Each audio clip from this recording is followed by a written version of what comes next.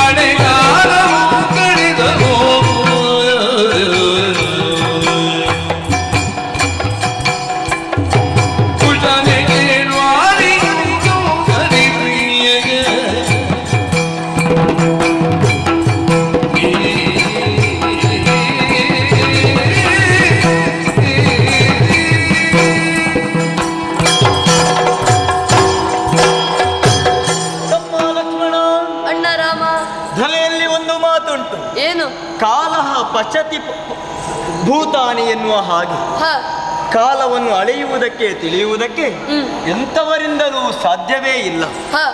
ಕಾಲನ ಗರ್ಭದಲ್ಲಿ ಅಡಗಿರುವಂತಹ ರಹಸ್ಯವನ್ನು ಭೇದಿಸುವುದಕ್ಕೂ ಯಾರಿಂದಲೂ ಸಾಧ್ಯವಿಲ್ಲ. ಹೌದು. ಹಾಗೆ ಹೋಯಿತಲ್ಲ ಜೀವನ ಎನ್ನುವುದು. ಹಿರಿಯರೊಂದು ಮಾತನ್ನಾಡಿದ್ರು. ಏನು? ನೀರು ನಿಂತಲ್ಲೇ ನಿಂತಿತು ಅಂತಾದ್ರೆ ಅದು ನಾರುತ್ತದಂತೆ. ಅದು ಹರಿಯುತ್ತಾ ಹೋದ ಹಾಗೆ ಅದು ಶುದ್ಧವಾಗಿರುತ್ತದೆ, ಕುಡಿಯುವುದಕ್ಕೆ ಯೋಗ್ಯವಾಗಿರುತ್ತದೆ. ಜೀವನವು ಹಾಗೆ ನಿಂತ ನೀರಾಗಕೂಡದು, ಹರಿತಾ ಹೋಗಬೇಕು ಎನ್ನುವ ಹಾಗೆ ಹಿರಿಯರು ಆಡಿದಂತಹ ಮಾತು. ಹೌದು. ಆದರೆ ತಮ್ಮ, ಅಣ್ಣ, ಕಾಡು ಬೇಕು ಬೇಕು ಎನಿಸಿದಾಗ ನಾಡು ಬೇಕು ಅಂತ ಆಯಿತು. ನಾಡು ಬೇಕು ಬೇಕು ಎನಿಸಿದಾಗ ಕಾಡಿಗೆ ಬರಬೇಕಾದಂತಹ ಸ್ಥಿತಿ ಬಂದೊದಗಿತು. ನಿಗದಿಯಾದಂತಹ ಪಟ್ಟಾಭಿಷೇಕವನ್ನು ತ್ಯಜಿಸಿ ಪಿತೃವಾಕ್ಯ ಪರಿಪಾಲನೆಯನ್ನೇ ವೃತವನ್ನ ಅಂಗೀಕರಿಸಿಕೊಂಡು ನೇರವಾಗಿ ವನವಾಸಕ್ಕೆ ನಾವು ತೆರಳಿದವರು. ಆ ಕಾಲಕ್ಕೆ ಸತಿಯಾದಂತಹ ಸೀತೆ, ತಮ್ಮನಾದಂತಹ ನೀನು ನನ್ನನ್ನು ಅನುಸರಿಸಿಕೊಂಡು ಮುಂದತ್ತಿ ಬಂದಿರಿ.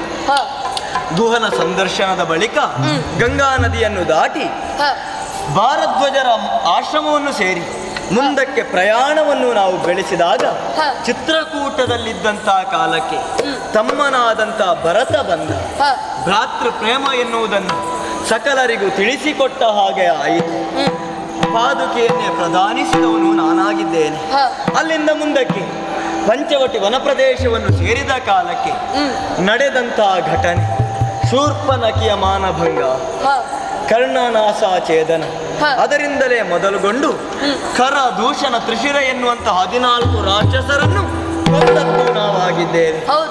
ಅಲ್ಲಿಂದ ಮುಂದಕ್ಕೆ ನಡೆದಂತಹ ಘಟನೆಯನ್ನು ನೀನೂ ಚೆನ್ನಾಗಿ ಬಲ್ಲೆ. ಮಾಯಾಮೃಗದ ಪ್ರಕರಣವೊಂದು ಒದಗಿ ಬಂತು. ಆ ಕಾಲಕ್ಕೆ ಜಿಂಕೆಯನ್ನು ಬೆನ್ನಟ್ಟುತ್ತಾ ನಾನು ಮುಂದೆ ಸಾಗಿದೆ. ಬಳಿಕ ನೀನೂ ಅಲ್ಲಿಂದ ಗಮಿಸಿದೆ. ಆ ಬಳಿಕ ರಾವಣನಿಂದಲೇ ಅವಳು ಅಪಹೃತಳಾಗಿದ್ದಾಳೆ ಎನ್ನುವುದನ್ನು ಅವಳನ್ನು ಅರಸುತ್ತಾ ಮುಂದೊತ್ತಿ ಬಂದಾಗ ಜಟಾಯುವೇ ನಮಗೆ ತಿಳಿಸಿದವನಿದ್ದಾನೆ. ಅಲ್ಲಿಂದ ಮುಂದಕ್ಕೆ ಬಂದಾಗ ಪಂಪಾ ನದಿಯ ತೀರದಲ್ಲಿ ಹನುಮಂತನ ಸಂದರ್ಶನವೂ ಒದಗಿ ಬಂದಿತು. ಅಲ್ಲಿಂದ ಸುಗ್ರೀವ ಸಖ್ಯ, ಆ ಮೂಲಕವಾಗಿ ತುಲ್ಯಾರಿ ಮಿತ್ರತ್ವದ ಪ್ರತೀಕವಾಗಿ ವಾಲಿಯನ್ನು ವಧಿಸಿದವರು ನಾನಾಗಿದ್ದೇನೆ. ಆ ಬಳಿಕ ತಮ್ಮ ಕೊಟ್ಟ ಮಾತಿಗೆ ಸರಿಯಾಗಿ ನಡೆಯಲೇಬೇಕಿತ್ತು. ಮಳೆಗಾಲವನ್ನು ಉತ್ತರಿಸಿದ ಬಳಿಕ ಸೀತಾನ್ವೇಷಣೆಯಲ್ಲಿ ತೊಡಗುತ್ತೇವೆ ಎನ್ನುವ ಹಾಗೆ ಸುಗ್ರೀವನೇ ನಮಗೆ ಭರವಸೆಯ ವಾಕ್ಯಗಳನ್ನು ಆಡಿದವ. ಮಳೆಗಾಲ ಏನು ಕಳೆದಾಯಿತು. ಇಷ್ಟಾದರೂ ಸುಗ್ರೀವನ ಯಾವ ವಿಷಯವೂ ನಮಗೆ ತಿಳಿಯದೇ ಹೋಯಿತು. ಸೀತಾನ್ವೇಷಣೆಯಲ್ಲಿ ತೊಡಗುವವನು ಇನ್ನೂ ನಮ್ಮ ಹತ್ತಿರ ಬರದೇ ಹೋದ. ಆ ಕಾಲಕ್ಕೆ ನಾನು ನಿನ್ನನ್ನೇ ಕರೆದು ಹೇಳಿದವ. ಪ್ರಶ್ರವಣ ಗಿರಿಯಲ್ಲಿ ಇದ್ದಂಥ ಕಾಲಕ್ಕೆ ನಿನ್ನನ್ನೇ ಕುರಿತಾಗಿ ಆಡಿದೆ. ಸುಗ್ರೀವ ಯಾಕೆ ಬರಲಿಲ್ಲ, ತಿಳಿದುಕೊಂಡು ಬಾ ತಮ್ಮ ಎನ್ನುವ ಹಾಗೆ ಹೋಗಿದ್ದಿ. ಏನು ವಿಚಾರವಂತೆ? ಅಗ್ರಜ ಮಗಾನುಭಾವ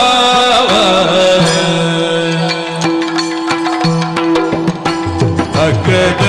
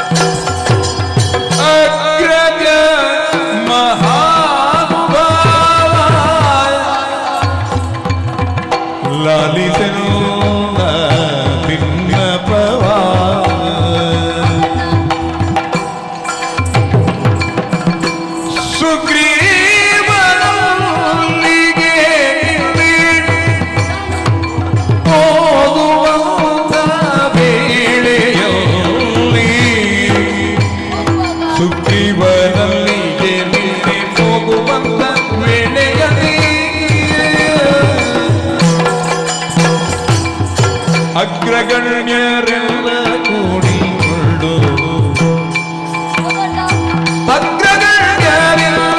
ಕೂಡಿಕೊಂಡು ತಮ್ಮೊಳು ಮಾತಾಡಿ ಶೀಘ್ರದಿಂದ ಬರಬೇಕೆಂದು ಪಯಣ ಸನ್ನದ್ಧನಾಗಿದ್ದ. ಶೀಘ್ರದಿಂದ ಬರಬೇಕೆಂದು ಪಯಣ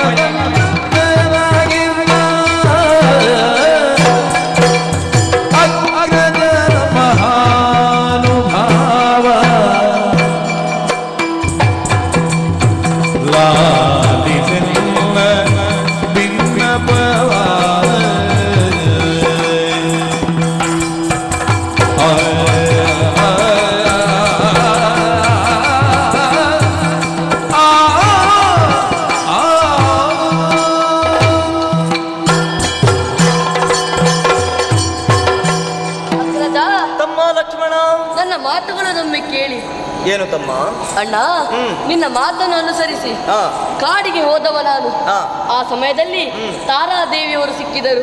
ಓಹೋ, ಆಗ ಅವರು ಆಡಿದ ಮಾತೇನು ಗೊತ್ತೇ? ಏನಂತೆ? ಸುಗ್ರೀವ ತಡವಾಗುವುದಕ್ಕೆ ಆತನ ಸೈನ್ಯ ಸಜ್ಜಾಗೋದಿಲ್ಲವಂತೆ. ಹಾಗಾಗಿ ಚಿಂತಿಸುವ ಅಗತ್ಯವಿಲ್ಲ. ಆಗೋ ಅಲ್ಲಿ ಸುಗ್ರೀವ ಹಾಗೂ ಸೈನ್ಯಗಳು ಬರ್ತಾರೆ.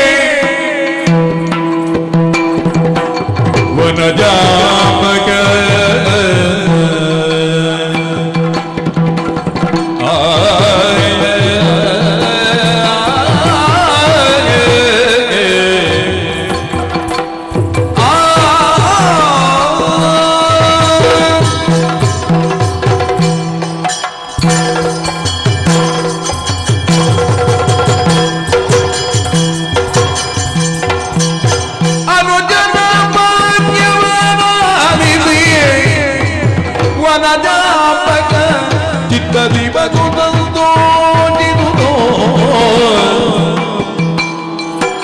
ಜನಕನ ಮಗಳ ಹುಡುಕಿ ಕನುವೆಂತುಂಟೋ ಜನಕನ ಮಗಳ ಹುಡುಗಲಿ ಕನುವೆಂತುಂಟೋ ನೋಡಿದಂಗ ಸುಗ್ರೀವನೊಡು ಅನುಜನ ವಾಕ್ಯದ ಆಲಿವಿ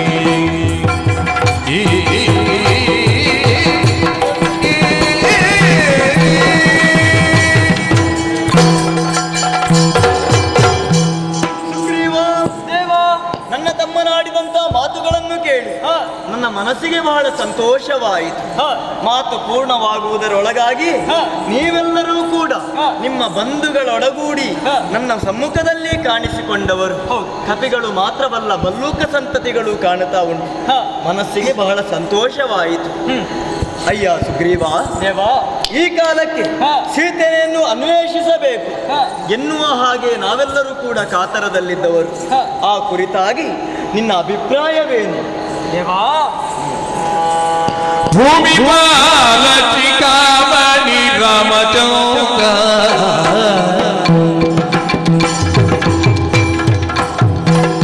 ರಾಮಚಂದ್ರ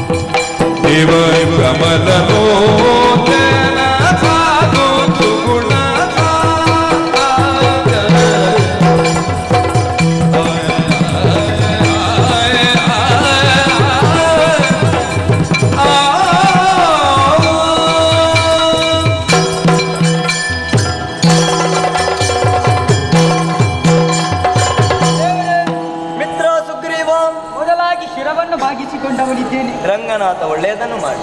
ಸ್ವಲ್ಪ ತಡವಾಯಿತು ಸ್ವಾಮಿ, ನನ್ನನ್ನು ಕ್ಷಮಿಸಬೇಕು. ಎಲ್ಲ ಕಪಿವೀರರನ್ನು ಸೇರಿಸುವಾಗ ಸ್ವಲ್ಪ ತಡವಾಯಿತು. ಸರಿ, ಆದರೂ ಸೇನೆಯನ್ನು ಕರೆದಂದವನಿದ್ದೇನೆ. ಸೀತಾಮಾತೆಯನ್ನು ಹುಡುಕುವುದಕ್ಕಾಗಿ ಕಪಿ ಸೇನೆ ಸಿದ್ಧವಾಗಿದೆ. ಓಹೋ, ಆದ್ರೆ ಒಂದು ಅನುಮತಿ ಕೊಡಬೇಕು. ಏನು? ಅವರಿಗೊಂದು ಆಜ್ಞೆಯನ್ನು ನಾನು ಕೊಟ್ಟು ಬಿಡ್ಲ? ಸರಿ ಸರಿ, ಎಲ್ಲರೂ ಕೇಳಿರಿ.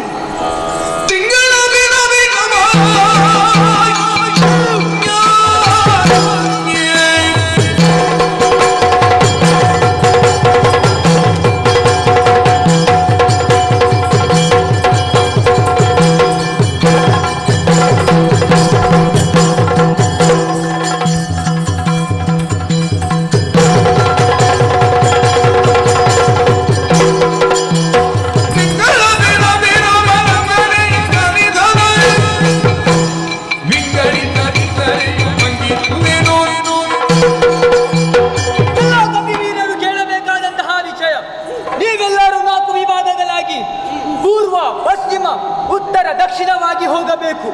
1 ತಿಂಗಳ ಒಳಗಾಗಿ ಸೀತಾಮಾತೆಯನ್ನು ಹುಡುಕದೇ ಇದ್ದರೆ ನಿಮಗೆ ಶಿಕ್ಷೆ ಖಚಿತ. ಇದು ಸುಗ್ರೀವನ ಆಜ್ಞೆ. ಹನುಮಂತ,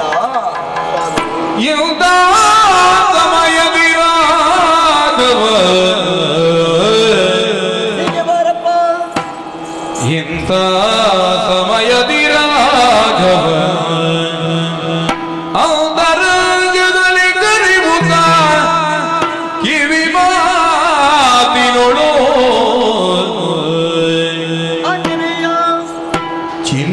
ಚಿಂತೆಯೊಳು ಗುರವ ಹನುಮಂತಗೆ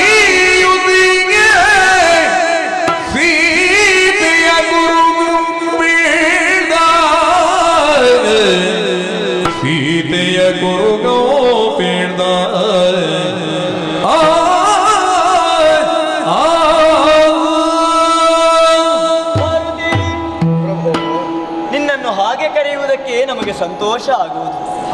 ಪಂಪಾ ನದಿಯ ತೀರದಲ್ಲಿ ನಿನ್ನ ಸಂದರ್ಶನವಾದ ಬಳಿಕ ನನಗೆ ಬಹಳಷ್ಟು ಆಪ್ಯಾಯಮಾನತೆಯಿಂದ ನೀನು ಒದಗಿ ಬಂದವ. ನನ್ನ ಸೇವೆಗಾಗಿ ನಿನ್ನನ್ನೇ ನೀನು ತೊಡಗಿಸಿಕೊಳ್ಳುವಲ್ಲಿ ಮುಂದಾಗುತ್ತಾ ಇರುವವ.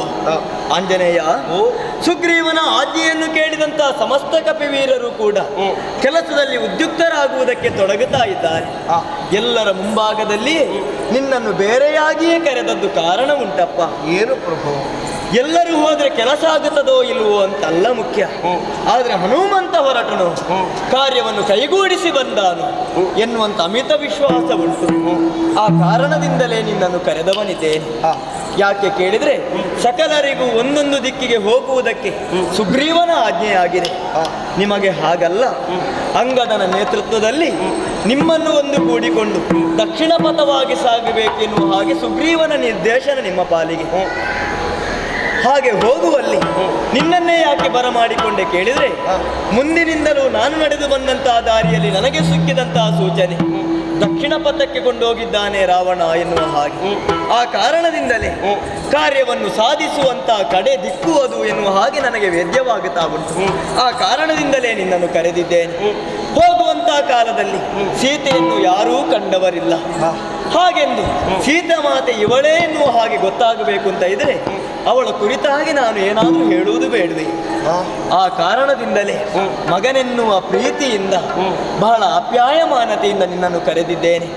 ಹೋಗುವಂತ ನೀನು ಸೀತೆಯನ್ನು ಗುರುತಿಸಿಕೊಳ್ಳುವುದಕ್ಕೆ ಬೇಕಾಗಿ ಇದೋ ನಿನಗೆ ಮಾತ್ರ ಕೇಳುವ ಹಾಗೆ ನನಗೂ ಹಾಗೂ ಸೀತೆಗೆ ಮಾತ್ರ ತಿಳಿದಿರುವಂತಹ ಕೆಲವು ಕುರುಹುಗಳನ್ನು ನಿನ್ನ ಕರ್ಣಗಳಲ್ಲಿ ತಿಳಿಸುತ್ತಾಗಿದ್ದೆ. ಅಷ್ಟೇ ಸಾಕಾಗುವುದಿಲ್ಲ. ನೀನು ನನ್ನ ಕಡೆಯಿಂದ ಬಂದವ ಎನ್ನುವ ಹಾಗೆ ಸೀತೆಗೆ ತಿಳಿಯಬೇಕು ಅಂತ ಇದ್ರೆ ನನ್ನ ಕುರಿತಾಗಿ ಯಾವುದೇ ಗುರುತು ಬೇಡವೆ. ಅದಕ್ಕೆ ಬೇಕಾಗಿ ನನ್ನಲ್ಲಿರುವಂತಹ ಮುದ್ರೆಯ ಉಂಗುರವನ್ನು ಇದೋ ನಿನಗಿತ್ತಿದ್ದೇನೆ. ಕಾರ್ಯವನ್ನು ಸಾಧಿಸಿ ಬಾ. ಶ್ರೀರಾಮಚಂದ್ರ, ಹನುಮಂತ, ತಾಯಿ ಹೆತ್ತ ಮಗನಾಗಿ ಪ್ರಪಂಚ ಮುಖದಲ್ಲಿ ನೀನು ಕಾಣಿಸಿಕೊಂಡ್ರು ನಾನು ನಿನ್ನನ್ನು ಕಂಡುಕೊಂಡ ದಾರಿ ನನ್ನಮ್ಮ ನನಗೆ ಸೂಚಿಸಿದಂತಹ ವಿಭಾಗದಲ್ಲೇ ಹೌದಲ್ಲ. ಹೌದು, ವಿಭೂತಿ ತತ್ವವನ್ನು ನಿನ್ನಲ್ಲಿ ನಾನು ಗುರುತಿಸಿದ್ದೇನೆ. ಅಂತಹ ಮಹತ್ತರವಾದ ಒಂದು ಶ್ರೀಮಂತಿಕೆ ಧೀಮಂತಿಕೆ ನಿನ್ನಲ್ಲಿ ಉಂಟು ಅಂತಾದ್ರೆ ನೀನೇ ಕಂಡುಕೊಂಡ ಹಾಗೆ ದೇವಿ ಸೀತೆಯನ್ನು ನೋಡುವಲ್ಲಿ ನಾನು ಸಾಫಲ್ಯತೆಯನ್ನು ಪಡೆಯುತ್ತೇನೆ ಅಂತಾದ್ರೆ ನನ್ನ ಬದುಕು ಭವ್ಯವಾಗ್ತದೆ ಪ್ರಭು. ನಿನ್ನ ಕಾರ್ಯ ಅದು ಸ್ವಾಮಿ ಕಾರ್ಯ, ಪ್ರಭು ಚಿತ್ತ. ಹೊರಡುವುದಕ್ಕೆ ನಾವೆಲ್ಲ ಸಿದ್ಧರಾಗ್ತೇವೆ. ಸಕಲರಿಗೂ ರಂಗನಾಥ ಒಳಿತನ್ನು ಮಾಡಿ ಶುಭವಾಗಲಿ. ನೋಡಿ, ದೇವರಿಂದ ನಮಗೆ ಅಪ್ಪಣೆ ಸಿಕ್ಕಿದೆ. ಹೌದು, 4 ದಿಕ್ಕುಗಳಿಗೆ 4 ಸೇನೆಯನ್ನು ನಾವು ವಿಂಗಡಿಸಿದ್ದೇವೆ.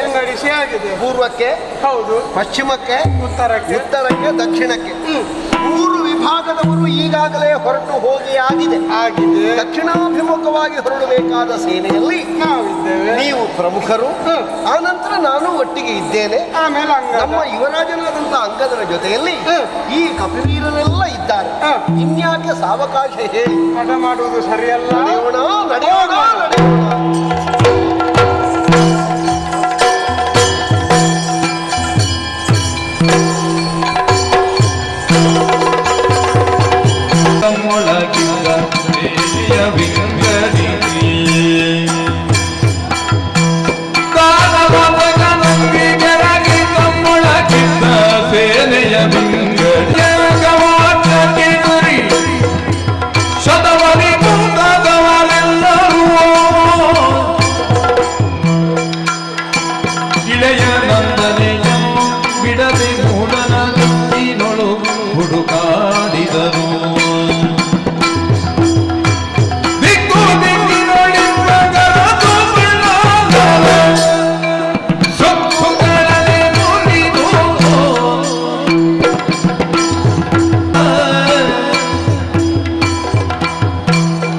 ಮಕ್ಕಳು ಗಿರಿಜರು ಜಮ್ಮನಾಗಿ ಮಕ್ಕಳ ಬಿಸಗೊಳ್ಳುತ್ತ ಮಕ್ಕಳ ಸುಮಂಡಾರ ಸುಕ್ಕುಗಳಲ್ಲಿ ಮುರಿದು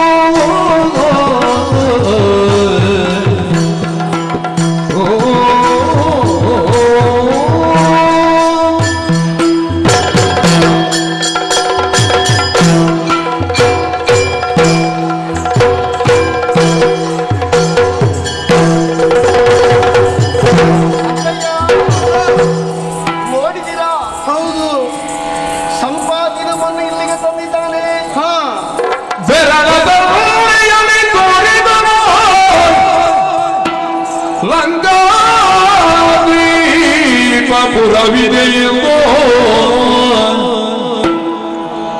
ಲಂಕಾದೀಪಪುರ ಇದೆಯೋ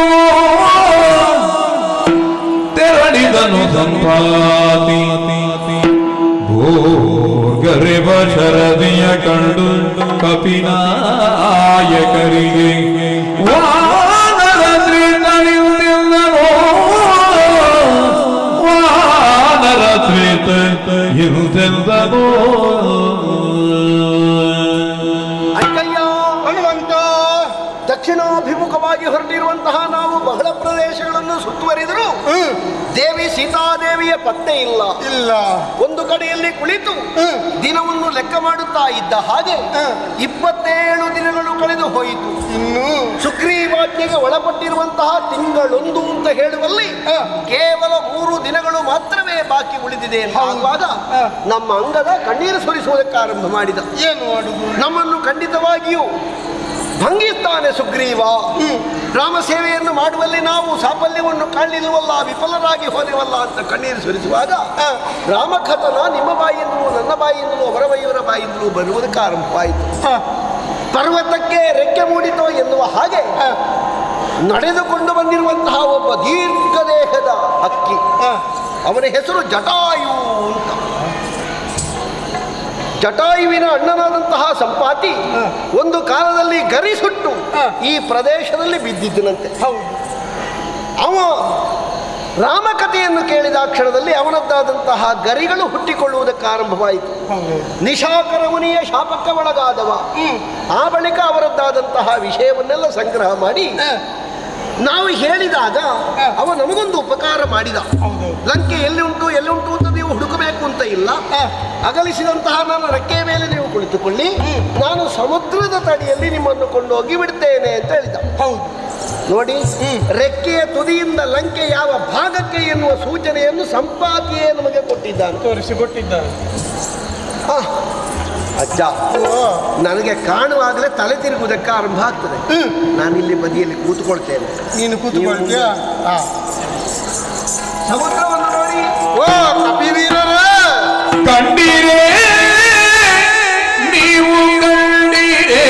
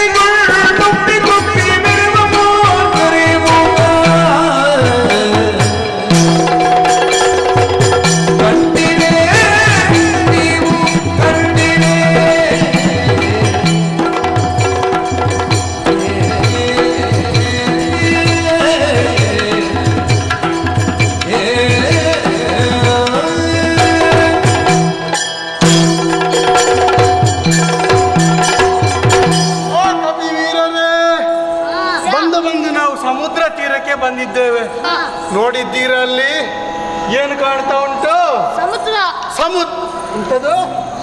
ಸಮುದ್ರ. ಹೌದು, ಭೋರ್ಗರೆಯುತ್ತಾ ಉಂಟು. ಎಲ್ಲ ನದಿಗಳನ್ನು ತನ್ನ ತೆಕ್ಕೆಗೆ ಸೇರಿಸಿಕೊಂಡು ಉಬ್ಬುತ್ತಾ ಅದೆಷ್ಟೋ ಅಲೆಗಳು ನೋಡಿ ಉಬ್ಬರಿಸುತ್ತಾ ಇದೆ, ಅಬ್ಬರಿಸುತ್ತಾ ಇದೆ. ಈ ಸಮುದ್ರವನ್ನು ದಾಟಿದ್ರೆ ಮಾತ್ರ ನಮಗೆ ಲಂಕೆ ಹೋಗುವುದಕ್ಕೆ ಸಾಧ್ಯ ಉಂಟು. ಆದರೆ ನಾವಿಲ್ಲಿದ್ದುಕೊಂಡೆ ನಾವು ನಮ್ಮಷ್ಟಕ್ಕೆ ಮಾತಾಡಿದ್ರೆ ಆಗುತ್ತದ? ಈಗ ಸಮುದ್ರವನ್ನು ಹಾರಬೇಕಾ ಬೇಡವಾ? ಸಮುದ್ರಕ್ಕೆ ಹಾರಬೇಕು ಅಂತಾದ್ರೆ ಹಾರಬೇಕು ಅಂತ ಹೇಳಿದ್ರೆ ಆಗ್ತದ? ಹಾರಬೇಕಾ ಬೇಡವಾ? ನಮ್ಮಲ್ಲಿ ಯಾರಿದ್ದಾರೆ ಅಂತ ಹೇಳಿ ನಾವು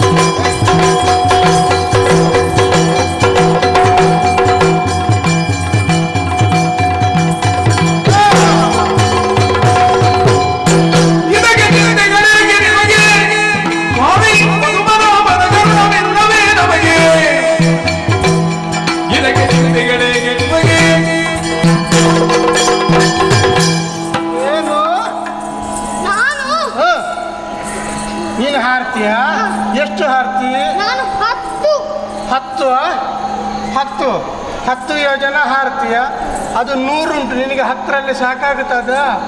10 ಹಾರಿದ್ರೆ ಸಾಕಾಗುದಿಲ್ಲ ಮಗನೇ. ನೀನೆಷ್ಟು ಹಾರ್ತೀಯ? ಅಜ್ಜ ಓ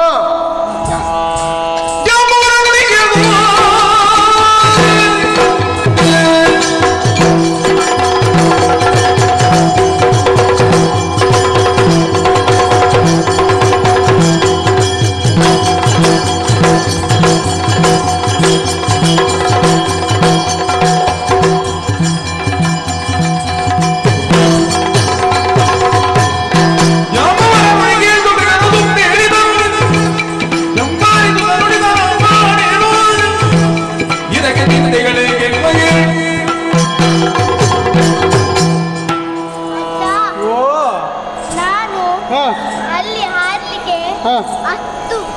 ಅದು 10 ನಿಂದು 10 ಇಬ್ಬರದ್ದು 10 ಆದ್ರೆ ಹಾರಿದ್ರೆ ಆಗುದಿಲ್ಲ ಮಗನೇ. ಇನ್ಯಾರಿದ್ದಾರೆ? ಓ ಶಿವನಿಗೆ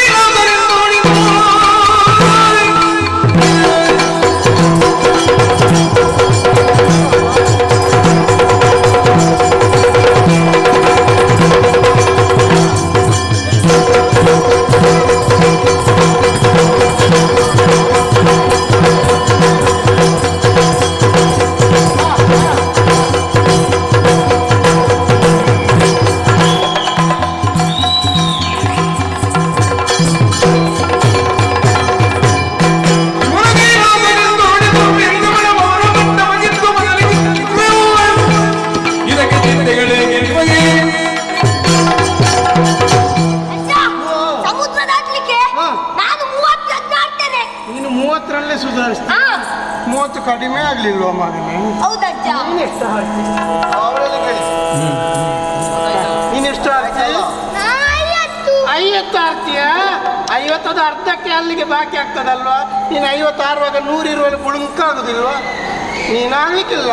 ನೀನೆಷ್ಟು ಹಾರ್ತೀಯ? ಓ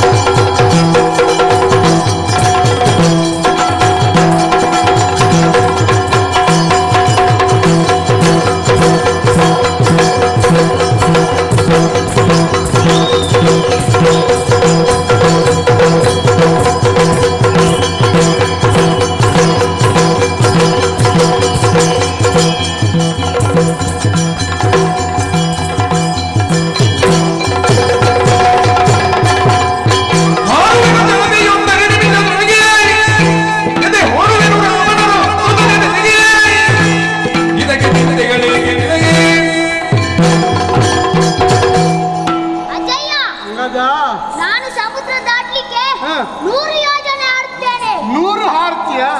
100 ಹಾರುದೌದು, ಹಿಂದೆ ಬರ್ಲಿಕ್ಕೆ ಆಗ್ತದ? ಇಲ್ಲ. ಮತ್ತೆ ನೀನು ಹೋದವ ಅಲ್ಲಿ ಎಂತ ಮಾಡುದು? ನೀನು ಹೋಗ್ತೀಯ ಹೌದು, 100 ಹಾರ್ತೀಯ ಹೌದು. 100 ಹಾರಿದ ಮೇಲೆ ಹಿಂದೆ ಬಂದ ನಮಗೆ ವಾರ್ತೆ ಹೇಳಬೇಕಾ ಬೇಡವಾ? ಮತ್ತೆ ನೀನು 100 ಹಾರಿದ್ರೆ ಆಗ್ತದ? ನೀನು ಎಷ್ಟು ಹಾರ್ತೀಯಮ್ಮ? 50. ಅಜ್ಜಯ್ಯ ನೀವು ಎಷ್ಟು ಆಡ್ತೀರಿ? ಅವನದ್ದು 30, ಇನ್ನೊಂದು 100 ಅಲ್ವಾ? ನಿಮ್ಮದು 30 ಮತ್ತೆ 100ರ ನಡುವೆ ನನ್ನದೊಂದು 60 ಇದ್ರೆ ಸಾಕಾಗುದಿಲ್ವಾ? ನಾನು 60 ಹಾರಿ ಏನು, ಆದರೆ 60 ಹಾರಿದ್ರೆ ಆಗ್ತದ? ಈ ಪ್ರಾಯದಲ್ಲಿ ನನಗೆ ಹಾರಲಿಕ್ಕೆ ಆಗುದಿಲ್ಲ. ಅದು ಹೌದು, ನಮ್ಮಲ್ಲಿ ಇಷ್ಟೆಲ್ಲ ಕಪಿವೀರರಿದ್ದಾರೆ.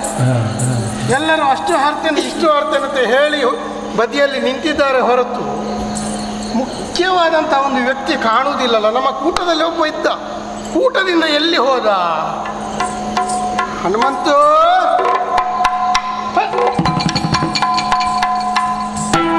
ನೀನು ಇಲ್ಲಿದ್ದೀಯಾ? ಓ ಹನುಮ, ನೀನೇ ಕಲಿಗನುಮ ಕಲಿಗನುಮ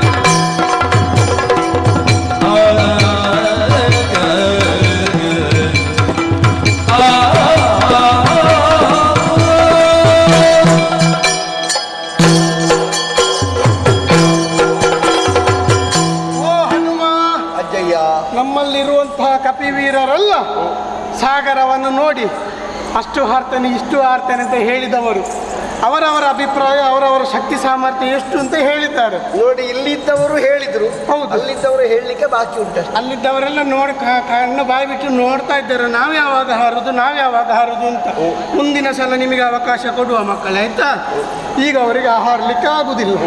ಆದರೆ ಸುಗ್ರೀವ ನಮಗೆ ಕೊಟ್ಟಂತ ಆಜ್ಞೆ ಏನುಂಟು ಅದನ್ನು ನಾವು ಪರಿಪಾಲಿಸಲೇಬೇಕಲ್ವ? ಕೊಟ್ಟಂತ ಅವಧಿ ತೀರ್ತಾ ಬಂತು, ಇನ್ನು 3 ದಿನ ಇರುವುದು, ಹೌದಲ್ವ? ಆದ್ರೆ ಆ ಸಾಗರವನ್ನು ಹಾರಬೇಕು ಅಂತ ಇದ್ರೆ ಇವರಿಂದ ಯಾರಿಂದಲೂ ಆಗುದಿಲ್ಲ ಅಂತ ಆಯ್ತು. ಆದ್ರೆ ನೀನೊಬ್ಬ ಏನೋ ತಿಳಿಯದವನಾಗಿ ಬದಿಯಲ್ಲಿ ಒಂದು ಮೂಲೆಯಲ್ಲಿ ಕೂತಿದ್ಯಲ್ಲ. ನಾನು ಯಾಕಜ್ಜ? ಓ ಕಲಿ ಹನುಮ, ಕಲೀಲಿಕ್ಕೆ ಸುಮಾರು ಉಂಟು. ಕಲಿ ಅಂತ ಹೇಳಿದಲ್ಲ, ಮತ್ತೆ ವೀರ ಕಲಿ. ಕಲಿ, ಹೌದು, ಕಲಿ ಹನುಮ. ಈ ಕೆಲಸ ಏನಾದರೂ ಆಗುದಂತ ಇದ್ರೆ ಬೇರೆ ಯಾರಿಂದಲೂ ಅಲ್ಲ, ಹನುಮಾನಂತಹ ನಿನ್ನಿಂದಲೇ ಸಾಧ್ಯ. ಯಾಕಂತಂದ್ರೆ ಬೆಳಗುತ್ತಿರುವಂತಹ ಸೂರ್ಯನಂತೆ ನೀನು ಕಂಗೊಳಿಸಬೇಕಾದವ, ಹೌದಲ್ವಾ? ಹಾಗಾಗಿ ಈ ಪ್ರದೇಶವನ್ನು ಬಿಟ್ಟು ನೇರವಾಗಿ ಲಂಕೆಯನ್ನು ಹಾರಬೇಕು ಅಂತಂದ್ರೆ ಸಮರ್ಥ ಬೇರೆ ಯಾರು ಅಲ್ಲ, ನೀನು. ಯಾಕಂತಂದ್ರೆ ಅಣುರೂಪಿನಲ್ಲೂ ನೀನು ಹೋಗುವವ, ನೀನು ಘನ ರೂಪದಿಂದಲೂ ಹೋಗುವವ ನೀನು. ಅಲ್ಲಿ ಆ ಲಂಕೆಯಲ್ಲಿ ಯಾರ್ಯಾರೆಲ್ಲ ರಾಕ್ಷಸರಿದ್ದಾರ ಅವರನ್ನು ಸದೆ ಬಡಿಯುವುದು ಅಂತಾದ್ರೆ ಅದಕ್ಕೆ ಯೋಗ್ಯ ವ್ಯಕ್ತಿ ನೀನೇ. ಲಂಕೆಯಲ್ಲಿರುವಂತಹ ಸೀತಾಮಾತೆಯನ್ನು ಅರಸಿಕೊಂಡು ನೀನೇ ಬರ್ತೀಯಾ? ಜಾಂಬವರೇ,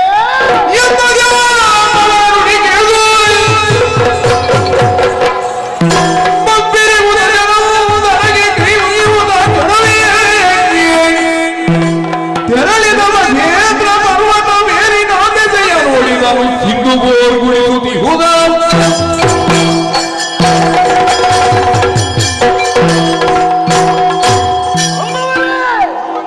ಬ್ರಹ್ಮಮಾನ ಸಮುದ್ರರಾಗಿರುವಂತಹ ನಿಮ್ಮ ಆಶೀರ್ವಾದ ಈ ಕಿರಿಯರು ನಮ್ಮನ್ನು ಜಯಘೋಷದ ಮೂಲಕವಾಗಿ ಹೊರಗಂಬಿಸ್ತಾ ಇದ್ದಾರೆ. ಹೌದೌದು, ಪ್ರಾಮಾಣಿಕವಾಗಿ ದೇವ ಕಾರ್ಯದಲ್ಲಿ ನಾನು ಸಹಭಾಗಿ ಆಗ್ತಾನೆ ಇರುವಂತಹ ಆತ್ಮ ಸಮಾಧಾನದ ಜೊತೆಗೆ ನೀವಾಡಿದ ನುಡಿಗಳು ನನ್ನನ್ನು ಪಡೆದಪ್ಪಿಸುವ ಹಾಗೆ ನನ್ನ ಚೈತನ್ಯ ಈಗ ಪ್ರಚಲಿಸುತ್ತಾ ಇದೆ.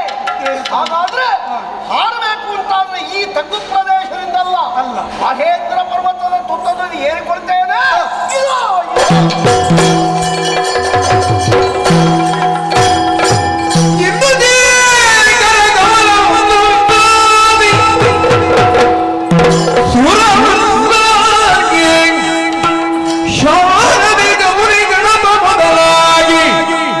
ರಘುನಂದನನ ಧ್ಯಾನಿಸುತ್ತ ಪುಟನೆಗೆದು ಆಳಿದನು ಭೂಲೋಕವಲ್ಲಣಿತನು.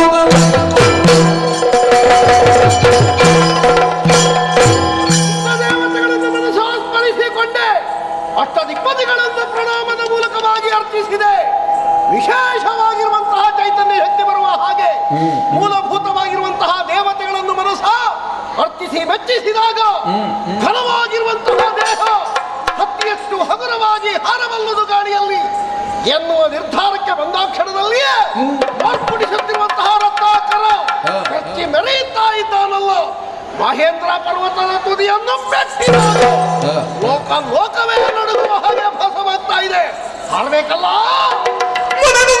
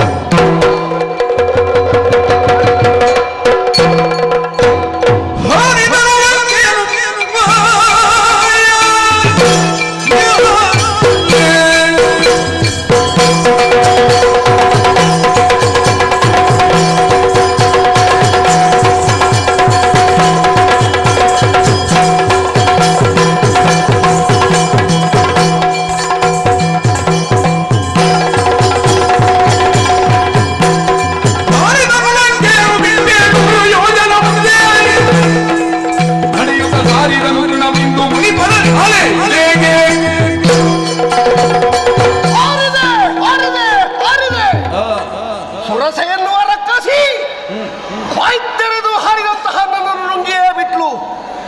ಅವಳ ಉದರವನ್ನು ಸೀಳಿ ಹೊರಗೆ ಬಂದೆ. ಮಾಯೆ ಸಿಂಹಿಣಿ ಎನ್ನುವ ರಕ್ಕಸಿಯೊಬ್ಬಳು ಛಾಯೆಯಾಗಿ ನೆರಳ ಗಾತ್ರದಿಂದ ನನ್ನನ್ನು ಎಳೆಯುವುದಕ್ಕೆ ಆರಂಭ ಮಾಡಿದಳು. ಅವಳನ್ನು ಒತ್ತು ಕೆಳಗಿದೆ.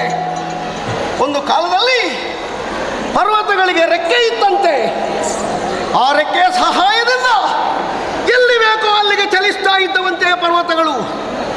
ಜನಪ್ರದೇಶದಲ್ಲಿ ಹಾರಿ ನಿಂತಾಗ ಜನರ ಬದುಕು ದುಸ್ತರವಾಗುತ್ತದೆ ಎನ್ನುವ ಉದ್ದೇಶದಲ್ಲಿ ದೇವೇಂದ್ರ ಅವುಗಳ ರೆಕ್ಕೆಯನ್ನು ಕತ್ತರಿಸ್ತಾ ಇದ್ದನಂತೆ. ಆದ್ದರಿಂದಲೇ ಅವನಿಗೆ ಆಖಂಡವ ಎನ್ನುವಂತಹ ಹೆಸರು. ಅಂತಹ ಪರ್ವತ ಶ್ರೇಣಿಯಲ್ಲಿ ಮೈನಾಕನೆನ್ನುವ ಪರ್ವತನು ಒಬ್ಬ. ನಮ್ಮಪ್ಪಯ್ಯನ ಸಹಾಯದಿಂದ ರೆಕ್ಕೆ ಸಮೇತ ಸಮುದ್ರದಲ್ಲಿ ರಕ್ಷಣೆಯನ್ನು ಪಡೆಯುವುದಕ್ಕೆ ಅವನಿಗೆ ಸಾಧ್ಯವಾಯಿತಂತೆ. ಅಂತಹ ಮೈನಾಕನು ಸಮುದ್ರದಿಂದ ಎದ್ದು ಬಂದು ಹಾರುತ್ತಿರುವಂತಹ ನನ್ನ ಆಯಾಸದ ಪರಿಹಾರಕ್ಕಾಗಿ ಕ್ಷಣ ಹೊತ್ತು ವಿಶ್ರಮಿಸುವಂತ ಕೇಳಿಕೊಂಡ. ರಾಮ ಸೇವೆಯಲ್ಲಿ ತೊಡಗಿದ ನನಗೆ ಆಯಾಸ ಇಲ್ಲ, ಆದರೂ ನಿನ್ನನ್ನು ಮನ್ನಿಸುವುದಕ್ಕಾಗಿ ಕಾಲ ಬೆರಳ ತುದಿಯನ್ನು ಊರಿ ನೀನು ಕೇಳಿಕೊಂಡದ್ದಕ್ಕೆ ಒಂದು ಮರ್ಯಾದೆ ಕೊಡ್ತೇನೆ ಅಂತ ಹೇಳಿ ಅವನನ್ನು ಮನ್ನಿಸಿ ಮುಂದೆ ಬಂದೆ. ಆದರೆ ಮೇಲೆ ನಿಂತಿರುವಂತಹ ದಿಗದಿಪಾಲಕರು ಹೇಳುತ್ತಿರುವ ವಾಕ್ಯ ಏನು? ಹಾರಿದರು ಹನುಮಂತ ಲಂಕೆಯನ್ನು ಬಿಟ್ಟು 700 ಯೋಜನ ಮುಂದಕ್ಕೆ. ಹಾಗಾದರೆ 700 ಯೋಜನ ಹಿಂದೆ ಉಳಿಯಿತು ಲಂಕೆ. ಹೆಚ್ಚಿಗೆ ಆಯ್ತಾ ಅಂತ. ಬರೇ 100 ಯೋಜನ ಹಾರಬೇಕಾದ ನಾನು 800 ಯೋಜನ ಹಾರಿದೆನಲ್ಲ. ರಭಸ ರಭಸ ರಭಸ ಉತ್ಸಾಹ. ರಾಮ ಸೇವೆ ಮಾಡುವಾಗ ಲೆಕ್ಕ ಇಲ್ಲ, ಒಟ್ಟು ಮಾಡುವುದು ಹೆಚ್ಚಾಯಿತು ಸ್ವಲ್ಪ. ಹಾಗಾದರೆ ಲಂಕೆ ಎಲ್ಲಿ ಉಂಟು ಅಂತ ಯಾರಲ್ಲಿ ಕೇಳುವುದು? ನೋಡೋಣ.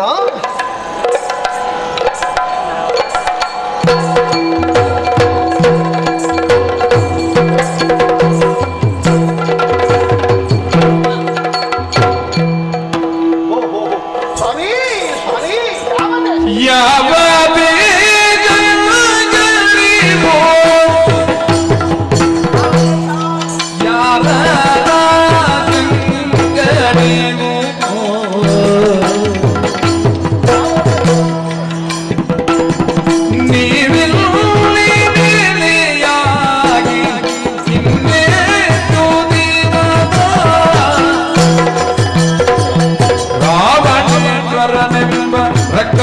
ಪುರವೆಲ್ಲಿ ರಾವಣೇಶ್ವರನೆಂಬ ರಕ್ಕಸನ ಪುರವೆಲ್ಲಿ ಯಾವ ದಿಕ್ಕಿನೊಡನು ಲಂಕಾದಿ ನಗರ ಯಾವ ದೇಶಗಳಿವು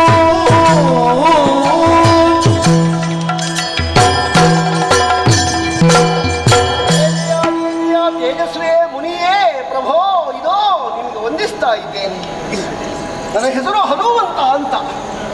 ನಾನು ಬಹಳ ಆತುರದಲ್ಲಿ ಬಂದವ ಸ್ವಾಮಿ. ದಿಕ್ಕು ತಪ್ಪಿ ಹೋಯಿತು. ನಿಂತ ಜಾಗ ಯಾವ ದೇಶ ಅಂತಲೇ ನನಗೆ ಗೊತ್ತಾಗುವುದಿಲ್ಲ. ಇದು ಯಾವ ದೇಶ, ಯಾವ ಪ್ರದೇಶ ನಿಮಗೆ ಹೇಳುವುದಕ್ಕೆ ಖಚಿತವಾದಂತಹ ತಿಳುವಳಿಕೆ ಉಂಟೆ? ಬೇಸರಿಸಬೇಡಿ. ನೀವು ಇಲ್ಲಿ ಬಂದು ನೆಲೆನಿತ್ತು ಎಷ್ಟು ವರ್ಷ ಆಯಿತು? ರಾವಣ ಎನ್ನುವಂತಹ ದುರಾತ್ಮ ಇರಬಹುದಾದಂತಹ ಲಂಕೆಯಲ್ಲಿ ಶ್ರೀರಾಮಚಂದ್ರನ ಒಡದಿಯನ್ನು ಅಪಹರಿಸಿದಂತಹ ರಾವಣೇಶ್ವರ ನಮಗೆ ಬಹಳ ಬೇಕಾದವ. ಅವನನ್ನು ಕಾಣಬೇಕು ಎನ್ನುವಂತಹ ಉದ್ದೇಶದಲ್ಲಿ ಹೊರಟವ ನಾನು. ಸ್ವಾಮಿ, ಒಂದು ಉಪಕಾರ ಮಾಡ್ತೀರಾ? ಭವಿತವ್ಯನ್ನಾದರೂ ಬಗೆದು ನೋಡಬಲ್ಲಂತಹ ಕ್ರಾಂತದರ್ಶಿಗಳು ತಾವು. ಅಲ್ಲಿಗಿಲ್ಲಿಗೆ ಹೋಗಬೇಕು ಅಂತ ಇಲ್ಲ, ನಿಂತ ನೆಲದಲ್ಲಿಯೇ ಯಾವ ನೆಲೆಯನ್ನೂ ಹೇಳಬಲ್ಲವರು. ಒಮ್ಮೆ ಕಣ್ತೆರೆದು ನನ್ನನ್ನು ಅನುಗ್ರಹಿಸಬಲ್ಲಿರ ಲಂಕೆಯಲ್ಲಿ ಅಂತ ಹೇಳಬಲ್ಲಿರ ಸ್ವಾಮಿ, ಹೇಳಬಲ್ಲಿರ? ಶರಣರ ತಿಳಿದೋ ಶರಣರ ಶ್ರೇಷ್ಠನೆಂದು ತಿಳಿದೋ ಈಗಲೂ ಪರೀಗಿರಬೇಕಿರುತ್ತ ಕಂಡಿರಿದು ಕಟಾಕ್ಷದಿಂದ ನೋಡಿ ಕುರುಡನ ಕೈಗೆ ಕನ್ನಡಿಗೆ ಬದಿರಗಿ ವರ ಸಂಗೀತದ ಮಾತೇಕೆ ಎರಡು ಕಾಲಿಲ್ಲದ ಎಳಮಗೆ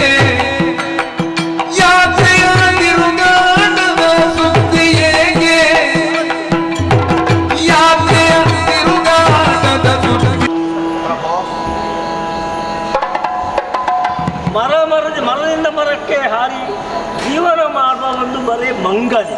ಬರೇ ಅಲ್ಲ ಮಂಗ. ಆದ್ರೆ ನಿನ್ನ ಬಾಯಲ್ಲಿ ಬರುವ ಮಾತು ಮಾತ್ರ ಬಹಳ ರಾವಣ ಲಂಕೆ. ರಾವಣನು ಇಂಥ ಮೊದಲೊಂದು ವಿಷಯ ಇದೆಯಲ್ಲ, ರಾಮ ಸೇವೆ ಗೊತ್ತುಂಟಯ್ಯ. ಭೂಲೋಕದಲ್ಲಿ ಎಲ್ಲ ಕೆಲವರೆಲ್ಲ ಹೇಳುವರಿದ್ದಾರೆ, ನಮಗೆ ರಾಮ ಸೇವೆ ಒಳಗೆ ಬಂದು ಎಲ್ಲ ಬೇರೆ. ಆದ್ದರಿಂದ ಹಾಗೆ ಹೇಳ್ತಾ ಲಂಕೆಯನ್ನು ಕೇಳ್ತಾ ಇದ್ಯಲ್ಲ, ಅಯ್ಯೋ ನಿನ್ನ ಬುದ್ಧಿಗೆ ಇಷ್ಟು ಮಂಕು ಬಡಿದೆ ಅಂತ ಕಾಣ್ತದೆ. ಯಾಕೆ ಅಲ್ಲ, ಇದ್ರೆ ಲಂಕೆಗೆ ಹೋಗ್ಬೇಕು ಅಂತ ಹೇಳ್ತೀಯಲ್ಲ, ಏನು ಮನೆಯಲ್ಲಿ ನಿನ್ನವರಲ್ಲಿ ಬರುವುದಿಲ್ಲ ಅಂತ ಹೇಳಿ ಬಂದಿದ್ಯಾ ಅಂತ? ಅಲ್ಲ, ಬರ್ತೇನೆ ಅಂತ ಹೇಳಲಿಲ್ಲ, ಬರುವುದಿಲ್ಲ ಅಂತ ಹೇಳಲಿಲ್ಲ. ಅಲ್ಲ, ಅಲ್ಲಿಗೆ ಹೋಗ್ಬೇಕಾದ್ರೆ ನಿನ್ನ ದೇಹದ ಹಂಗನ್ನೇ ತೊರೆದು ಬಂದಿರಬೇಕು ಅಂತ ನನ್ನ ಭಾವನೆ ಅಷ್ಟೇ. ಯಾಕಂದ್ರೆ ನಿನ್ನ ಈ ಆಸಕ್ತಿ ಹೇಗಾಯ್ತು ಗೊತ್ತಾ? ಕುರುಡನಿಗೆ ಕನ್ನಡಿ ಯಾಕೆ? ಕನ್ನಡಿ ಬೇಡ ಅಂತಲ್ಲ, ಬಾಕಿದವರಿಗೆ ತೋರಿಸಬಹುದಲ್ಲ. ಹಾಗಲ್ಲ, ಅವನಿಗೆ ಉಪಯೋಗ ಉಂಟು, ಅವನಿಗಿಲ್ಲ. ಮಾತ್ರವಲ್ಲ, ಮತ್ತೆ ಕೆಲವರೆಲ್ಲ ಕುರುಡರು ಕನ್ನಡಿ ಇಟ್ಕೊಳ್ತಾರೆ. ಯಾಕೆ? ಇವರಿಗೆ ನೋಡುವ ಯೋಗ ಇಲ್ಲಲ್ಲ, ಬಾಕಿದವರು ನೋಡ್ಲಿ ಅಂತ ಇರ್ಬೋದು ಅವರ ಸಮಾಧಾನಕ್ಕೆ. ಹಾಗೆಯೇ ನಿನ್ನ ಕೃತಿ ಹೇಗಾಯ್ತು ಅಂತ ನಾನು ಅದಕ್ಕೆ ಉಪಮೆ ಕೊಡುವುದು. ಹೇಗೆ ಗೊತ್ತಾಯ್ತಲ್ಲ? ಕಿವುಡನಿಗೆ ಸಂಗೀತ ಕೇಳುವ ಹುಟ್ಟು ಯಾಕೆ? ಕೇಳಿಸಬಹುದಷ್ಟೇ, ಕೇಳಲಿಕ್ಕಾಗುದಿಲ್ಲ. ಕೇಳಿಸುದು ಮತ್ತೊಬ್ಬರಿಗೆ. ಸಂಗೀತದ ಬಗ್ಗೆ ಮೊದಲಲ್ಲಿಯಾದ್ರೂ ಅನುಭವ ಉಳ್ಳವನಾದ್ರೆ ನನಗೆ ಕೇಳುವುದಿಲ್ಲ ಅಂತ ಯಾರಾದ್ರೂ ಕೇಳಲಿ, ಒಂದು ಸಂಗೀತ ಪಾಠಶಾಲೆ ತೆರೀಬಹುದು. ಹೌದೌದು. ಹಾಗೆಯೇ ಎರಡೂ ಕಾಲನ್ನು ಕಳೆದುಕೊಂಡವ, ಅಂದ್ರೆ ಕಾಲಿಲ್ಲದವ, ಪಾದಯಾತ್ರೆ ಮಾಡ್ತೇನೆ ಅಂತ ಉತ್ಸವದಲ್ಲಿ ಮುಂದೆ ಹೋದ್ರೆ ಹೇಗಾದಿ? ಪಾದವೇ ಇಲ್ಲದೆ ಇದ್ರೆ ಯಾತ್ರೆ ಇಲ್ಲ.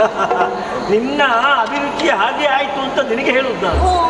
ಆದ್ರೆ ಯಾಕೆ ನೀನು ಯೋಚಿಸಿಕೊಂಡಂತ ಲಂಕೆ ಸಾಮಾನ್ಯವಾದಲ್ಲ. ಮತ್ತೆ ಅಲ್ಲಿಗೆ ಹೋದವ ಹಿಂದೆ ಬರ್ತೇನೆ ಅನ್ನೋ ವಿಶ್ವಾಸ ಇರ್ಲಿಕ್ಕಿಲ್ಲ. ಸುಮ್ಮನೆ ಕ್ರಯ ಕೊಟ್ಟು ಯಾಕಯ್ಯ ಪ್ರಾಣ ಕಳ್ಕೊಳ್ತೀನಿ. ಸ್ವಾಮಿ, ನಿಮ್ಮ ಮಾತಿನಿಂದ ನನಗೆ ಒಂದಷ್ಟು ಅರ್ಥ ಧ್ವನಿಸ್ತದೆ. ಅಲ್ಲಿ ಹೋದ್ರೆ ಹಿಂದೆ ಬರ್ಲಿಕ್ಕಿಲ್ಲ. ಪದಾರ್ಥಕ್ಕೆ ಉಪ್ಪು ಹಾಕಿದಾಗೆ ತೆಗಿಲಿಕ್ಕೆ ಆಗುದಿಲ್ಲ. ಇನ್ನು ಮುಂದಾದರೆ ಏನು? ನನಗೇನು ಹಾಗೆಲ್ಲ ಇಲ್ಲ. ಅಂದ್ರೆ ಸ್ವಾಮಿ ಕಾರ್ಯದಲ್ಲಿ ತನ್ನುವ ತೆತ್ತೆನಾದರೂ ಸಾರ್ಥಕ. ನನಗೆ ಸತ್ರು ದೊಡ್ಡ ಸಂಗತಿ ಇಲ್ಲ. ಈ ಕೆಲಸದಲ್ಲಿ ನಾನು ಸತ್ರೆ ನಾ ಹುಟ್ಟಿದ್ದಕ್ಕೆ ಸಾರ್ಥಕ ಆಯ್ತು. ಮತ್ತೆ ಒಂದು ಸ್ವಾಮಿ, ಯಾವುದಾದ್ರೂ ಜೀವ ಇರುವಾಗಲ್ವಾ ಅಷ್ಟೇ, ಅದು ಹೋದ ಮೇಲೆ ಬೇಕೋ? ಯಾವುದು ಬೇಡ. ನಾವು ಈಗ ಹೆಣವಾಗುವಲ್ಲಿವರೆಗೆ ಹೆಣಗಾಡುವುದು ನೋಡಿ. ಆದ್ದರಿಂದ ನನಗೆ ಜೀವ ಇರುವವರೆಗೆ ಎಂತನಾದ್ರೂ ಮಾಡಬೇಕು ಅಂತ ಉಂಟು. ಆಯ್ತದೆ ಎಂತಾದ್ರೂ ಹೋಗ್ಲಿ ಅಂತ ಮಾಡ್ತಾ ಇದ್ದಿದ್ರೂ ಗೊತ್ತುಂಟು ನನಗೆ. ಮುಂದೆ ಮಾಡಬೇಕು ಅನ್ನೋ ಉತ್ಸಾಹ ಉಂಟು ಅಂತ ಈಗ ಅರ್ಥ. ತೋರಿಸಿ. ಅಯ್ಯೋ ಮಹಾರಾಯ, ನಿನ್ನ ಈ ಉತ್ಸಾಹಕ್ಕೆ ನಾನು ಸ್ವಲ್ಪ ಸಹಕಾರಿ ಆಗಬೇಕು ಅಂತ ಮನಸ್ಸುಂಟು. ಆದ್ರೆ ಏನು ಮಾಡುವುದು? ಎಷ್ಟೋ ಕಾಲವಾಯ್ತು ಈ ಸ್ಥಳದಲ್ಲಿ ಕೂತು ನಾನು ಹೇಳುವ ಪರಿಸ್ಥಿತಿಯಲ್ಲಿ ನಾನಿಲ್ಲ. ಯಾಕೆ ಹೇಳುವುದಿಲ್ಲ ಅಂತ ಏನಾದ್ರೂ? ಹೇಳ್ಬೇಕು ಅಂತ ಮನಸ್ಸುಂಟು, ಆ ಭಾಷೆ ಇಲ್ಲ, ಹೇಳಲಿಕ್ಕೆ ಆಗುವುದಿಲ್ಲ. ಹೌದೇ? ಅದಕ್ಕೆ ಕಾರಣ ಉಂಟು. ನನ್ನ ಈ ಕೇಶ ಅಂದ್ರೆ ಈ ಜಟೆ ಹಾಗೂ ಈ ಗಡ್ಡ ಪಾತಾಳವನ್ನು ಸೇರಿದೆ. ಕೂತು ಅಷ್ಟು ಸಮಯ ಆಯಿತು, ಅಷ್ಟು ಕಾಲವಾಯಿತು. ಯೋಗಮಗ್ನರಾದಂತಹ ನೀವು ತಿಳಿಯದ ಹಾಗೆ ಜಡೆ ಮತ್ತೆ ನಿಮ್ಮ ಗಡ್ಡ ಪಾತಾಳದಲ್ಲಿ ಬೇರು ಬಿಟ್ಟಿದೆ. ಈಗ ಅದನ್ನು ಸೆಳೆದು ಮೇಲೆ ಹೇಳುವಂತ ಸಾಮರ್ಥ್ಯ ನನ್ನಲ್ಲಿಲ್ಲ. ಈಗ ನನಗೆ ಲಂಕೆ ನೋಡ್ಬೇಕು ಅಂತ ಇದ್ರೆ ನಾನು ನಿನಗೆ ಉಪಕಾರ ಮಾಡುವುದು ಹೌದಾ ಅಲ್ವಾ? ಈಗ ಎಳೀಲಿಕ್ಕೆ ಆಗುದಿಲ್ಲ. ಅಲ್ಲ, ಎಳೆದು ಮೊದಲಾದ್ರೆ ಪ್ರಯತ್ನ ಮಾಡಬಹುದಿತ್ತು, ಆದ್ರೆ ಈಗ ಕೂಡುದಿಲ್ಲ. ಸ್ವಾಮಿ, ಅದಕ್ಕೆ ನೀವು ಪ್ರಯತ್ನ ಬರಬೇಕು ಅಂತ ನಾ ಹೇಳಿಯೇನೋ. ನಾನು ಯಾಕೆ ಹೇಳಿದೆ ಅಂದ್ರೆ, ನಿನಗೆ ಲಂಕೆಯನ್ನು ನೋಡುವ ಆತುರ ನನಗೆ ಇಲ್ಲಿಂದ ನಾನಿಲ್ವಾ? ಹೌದಾ? ನಾನಿಲ್ವಾ? ಕುಡಿತ ಹಾಗಾದ್ರೆ ಪ್ರಯತ್ನಿಸಿ ನೋಡೋಣ.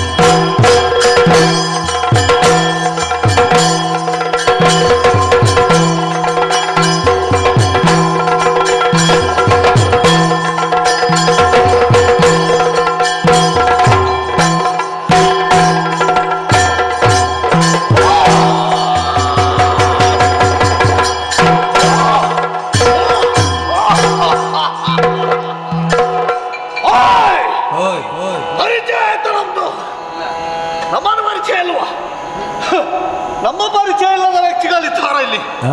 ಓಯ್ ಓಯ್ ಓಯ್ ಇದೇ ಲಂಕಾಪುರ. ಇಲ್ಲಿಗೆ ಒಳ್ಳೆಯ ಯಾರು ಗೊತ್ತಾ? ರಾಮನೇಶ್ವರ ದಶಗಂಟೆ ಬೆರೀತಾ ಇದ್ದಾನೆ. ನಾನು ಯಾರು ಗೊತ್ತಾಯ್ತಾ?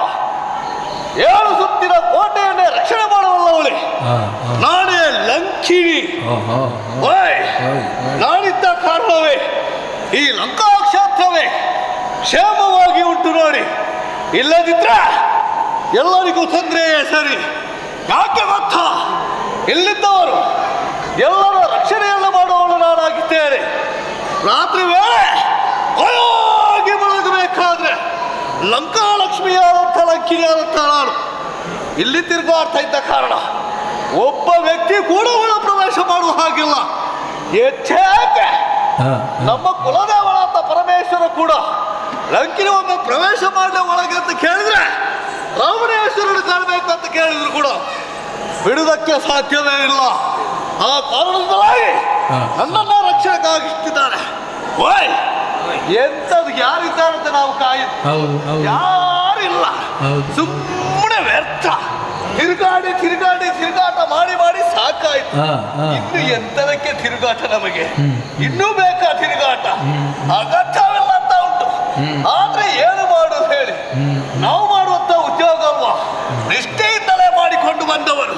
ಅದಕ್ಕಾಗಿ ಯಾವ ಕಾರಣಕ್ಕೂ ನಾವು ಬಿಟ್ಟುಕೊಡುವ ಹಾಗಿಲ್ಲ.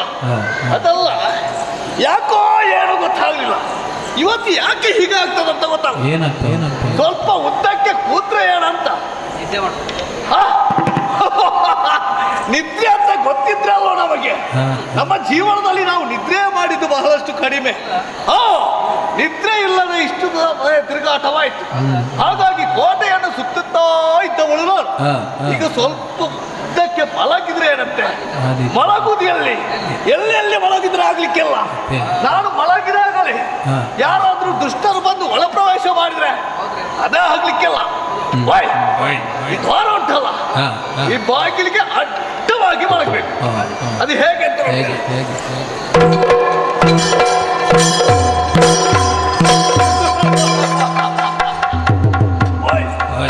ಇಲ್ಲಿ ಮಲಗಿದ್ರೆ ನೋಡ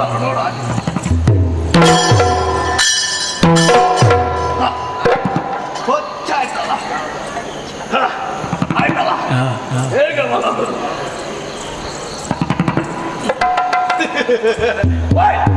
ನಾನು ಸುತ್ತಮರವಾಗಿ ನೀವು ಆಜಾತಿ ಅಂತ ತಿಳ್ಕೊಳ್ಬೇಡಿ.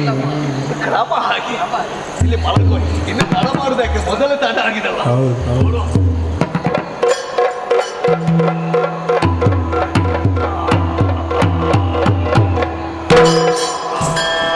ಅಲ್ಲಲ್ಲಿ ರಾತ್ರಿ ತಿರುಗಾಡುವ ಬೇಡ, ಅಲ್ಲಲ್ಲಿ ರಾತ್ರಿ ತಿರುಗಾಡುವ ಬೇಡ. ಅಲ್ಲಿ ಲಕ್ಕಿನಿಗೆಂಬ ದಾನವಿ,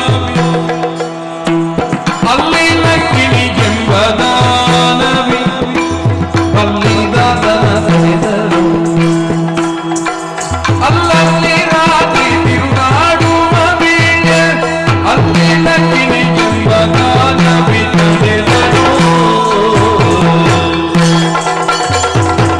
ಅಲ್ಲಲ್ಲಿ ರಾತ್ರಿ ತಿರುಗಾಡುವ ಬೇಡ, ಲಕ್ಕಿನಿಗೆಂಬ ದಾನವಿಯೋ.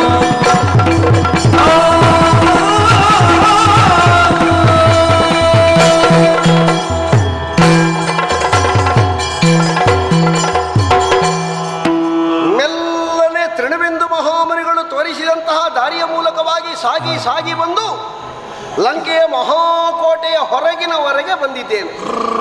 ಇನ್ನೇನು ಒಳ ಸೇರ್ಬೇಕಲ್ಲ. ಓ ಎಂತಹ ಗೊರಕೆ, ಎಂತಹ ಜೋಗುಳ, ಎಂತಹ ಲಾಲಿತ್ಯಮಾನವಾದಂತಹ ಹಾಡುಗಳು. ಮಕ್ಕಳನ್ನು ತೂಗಿ ಮಲಗಿಸುತ್ತಿರುವಂತಹ ತಾಯಂದಿರ ಜೋಗುಳ ಕೇಳಿಸ್ತಾ ಇದೆ. ಜೊತೆಯಲ್ಲಿ ಮುದುಕರು ಗೊರಗೊರ ಕೆಮ್ಮುವ ಧ್ವನಿಯೂ ಕೇಳುತ್ತದೆ. ಲಂಕೆಯೇ ಮಲಗಿ ನಿದ್ರಿಸುತ್ತಾ ಇದೆ. ರಾತ್ರಿಂಚರರು ಅಂತ ರಕ್ಕಸರಿಗೆ ಹೆಸರು. ರಾವಣನ ವೈಭವದ ಆಡಳಿತದಲ್ಲಿ ಪರಿಷ್ಕಾರಗೊಂಡಿದೆ. ರಕ್ಕಸರಾದರೂ ರಾತ್ರಿಯ ಹೊತ್ತಿನಲ್ಲಿ ಮಲಗುತ್ತಾರೆ ಎನ್ನುವುದಕ್ಕೆ ಇದೇ ಸಾಕ್ಷಿ. ಏನೇ ಇರಲಿ, ಈ ವೈಭವವನ್ನು ಕಂಡು ನಾವು ಅದಕ್ಕೆ ಮೂಕ ವಿಸ್ಮಿತರಾಗಿ ನಿಲ್ಲುವುದಲ್ಲ. ನನಗೆ ಒಳಗೆ ಹೋಗಬೇಕಾದ ನೀವು ಇದೇ ಅಲ್ವಾ ದ್ವಾರ. ದ್ವಾರದ ಮೂಲಕವಾಗಿ ಒಳಗೆ ಹೋಗ್ತೇನೆ.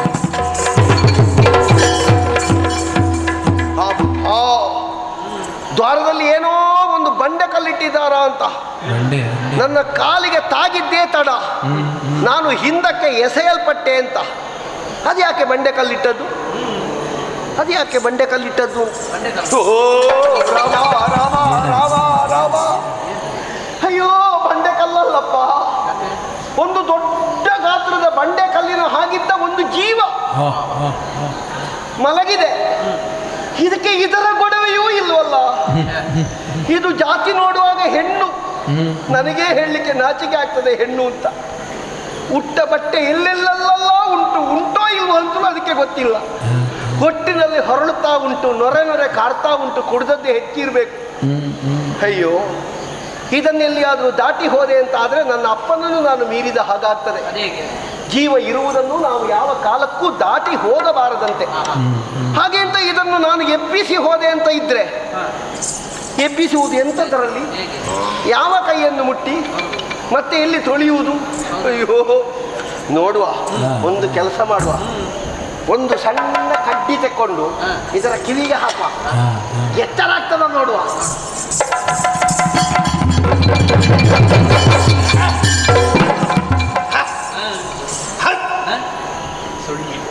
ನಾಯಿ ಮರಿಗಳ ಕಾಟ ಮತ್ತೆ ಬೀದಿ ನಾಯಿಗಳಿಗೆ ಬಿಡಬೇಡಿ ಅಂತ ಕೇಳಿದ್ರೆ ಯಾರಿಗೆ ಅರ್ಥ ಆಗುತ್ತೆ? ಅದಾಗ್ಲಿಕ್ಕಿಲ್ಲ, ಮಲಗಿ ಸಾಯ್ಲಿಕ್ಕೆ ಬಿಡು. ಇಷ್ಟು ದೊಡ್ಡ ಕಟ್ಟಿಗೆಯ ತುಂಡು ತೆಗೆದು ಕಿವಿಗೆ ತುರುಕಿಸಿದ್ದೇನೆ. ಬೀದಿ ನಾಯಿಗಳು ಅಂತ ತಿರುಗಿ ಮಲಗಿದ್ದಾಳೆ. ಅದು ಕಿವಿಯ ಸುರಂಗವ ಎಂಥದ್ದು ಅಂತ ಅರ್ಥ ಆಗುವುದಿಲ್ಲ ಅದರಿಗೆ.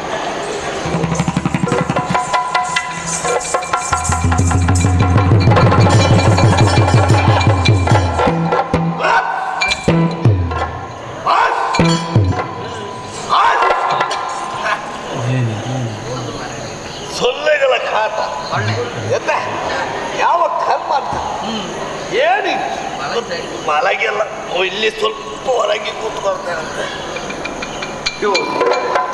ಮೂಗಿನ ಹೊಳ್ಳೆಗೆ ಅಷ್ಟು ದೊಡ್ಡ ಕಟ್ಟಿಗೆಯ ತುಂಡು ತುರುಕಿಸಿದ್ರು ಇವಳಿಗೆ ಅರ್ಥ ಆಗ್ಲಿಲ್ಲ.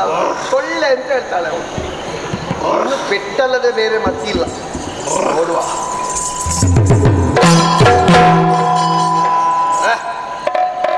ಎಲ್ಲೋ ಒಂದು ದೂರದಿಂದ ಶಬ್ದ ಕೇಳ್ತಾ ಉಂಟು. ಹೇಗೆ ಏನಂತೆ? ಬಲವಾಗಿ ಒಂದು ಹೊಡೆದಿದ್ದೇನೆ, ಎಲ್ಲಿಯೋ ಪೆಟ್ಟಾಗ್ತದೆ ಅಂತ ಹೇಳ್ತಾರೆ. ಇತ್ಲಾಗೆ ಅಂತ ಹತ್ತಿರ ಆದ್ರೆ ಸ್ವಲ್ಪ ದೂರ, ಇಲ್ಲಿ ಅಲ್ಲ.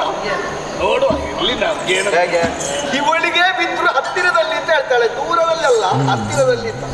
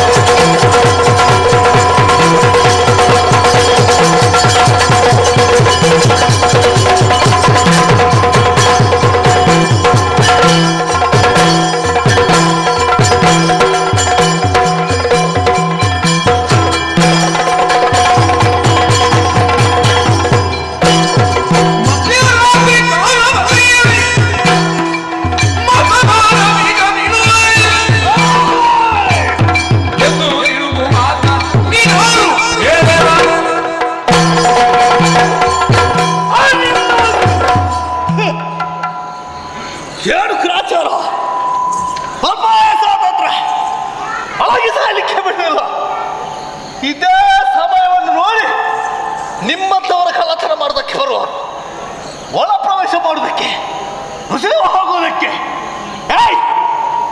ನೀನು ಪ್ರಾಣಿ ಅಲ್ವೇ?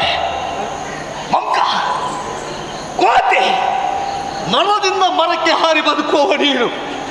ಎಲ ಎಲ ಎಲ ಎಲ ಎಲ ಎಲ್ಲರೂ ಮಲಗಿದ್ದಾರೆ, ನಿದ್ರೆ ಬಂದಿದೆ ನನಗೆ. ಇದೇ ಸಮಯದಲ್ಲಿ ನಾನು ಕೂಡ ಮಲಗಿದ್ದೆ. ನನ್ನನ್ನು ಎಚ್ಚರಿಸಿ ಏನೋ ಮಾಡೋದಕ್ಕೆ ಮುಂದೆ ಹೋಗ್ತಾ ಇದ್ದಿ. ಪ್ರಾಣಿಗಳಾಗಲಿ ಸಕಲ ಜೀವರಾಶಿಗಳಾಗಲಿ, ಇದು ಯಾವ ಸಮಯ ಅಂತ ನೋಡು. ಇದು ಮಧ್ಯರಾತ್ರಿಯ ಸಮಯ.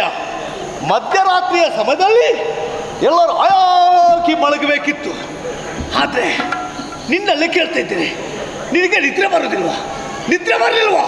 ನಿದ್ರೆ ಬರಲಿಲ್ವಾ ಅಂತ? ನಿದ್ದೆ ಇಲ್ಲವೇ?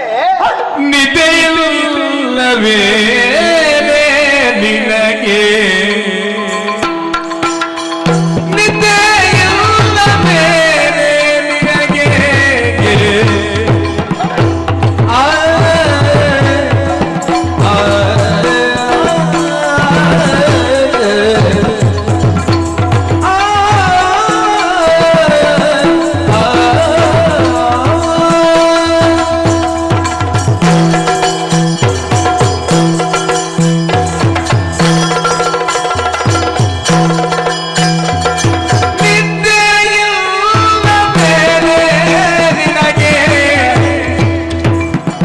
ನೀನು ಮೂಗನ ಹಾಗೆ, ನೀನು ಮೂಗನ ಹಾಗೆ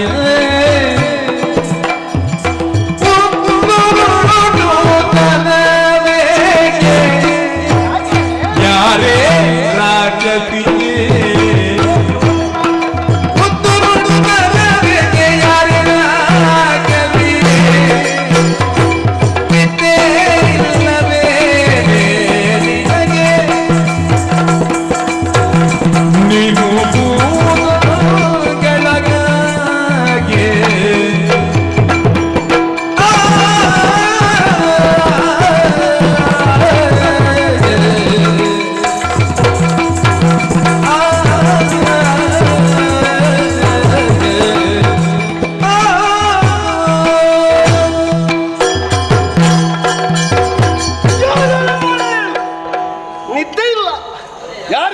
ನಿದ್ದೆ ಇಲ್ಲ. ನನಗೋ ನಿನಗೋ? ನನಗೆ. ನಿನಗೆ ನಿದ್ದೆ ಮಾಡಬಾರ್ದು ಅಂತ ಹೇಳಿದ್ದಾರೆ. ಯಾರ ಶಾಪ ಉಂಟಾ? ಶಾಪ ಅಲ್ಲ, ಮತ್ತೆ ನಿದ್ದೆ ಮಾಡಬಾರ್ದು. ಯಾಕೆ? ರೋಗ. ಜೀವಿಗಳು ಪ್ರಪಂಚದಲ್ಲಿ ಸೋಲುವುದು 4 ವಿಷಯದಲ್ಲಿ. ಏನಂತ? ನಿದ್ರೆ, ಆಹಾರ, ಭಯ, ಮೈಥುನ.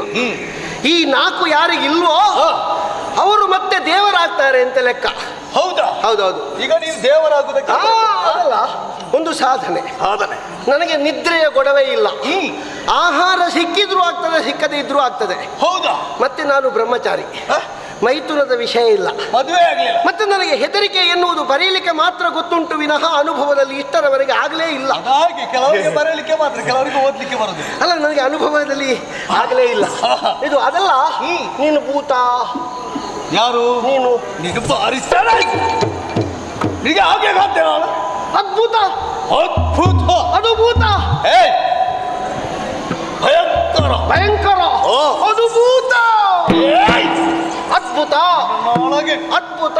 ಅದ್ಭುತ. ಅದು ಭೂತ. ಸರಿ ಆಗ್ತದೆ. ಅದ್ಭುತ ಆದ್ರೆ ನಾಡು ಶಾಯಿಲೆ. ನೀನು ಉದ್ದುರುಟುತನವನ್ನು ತೋರಿಸ್ತಾ ಇದ್ಯಲ್ಲ. ಚೋರೆ ಚೋರೆ. ಏನು? ನೀನ್ ಯಾರೇ? ನಾನು ಯಾರಂತ ಗೊತ್ತಾಗ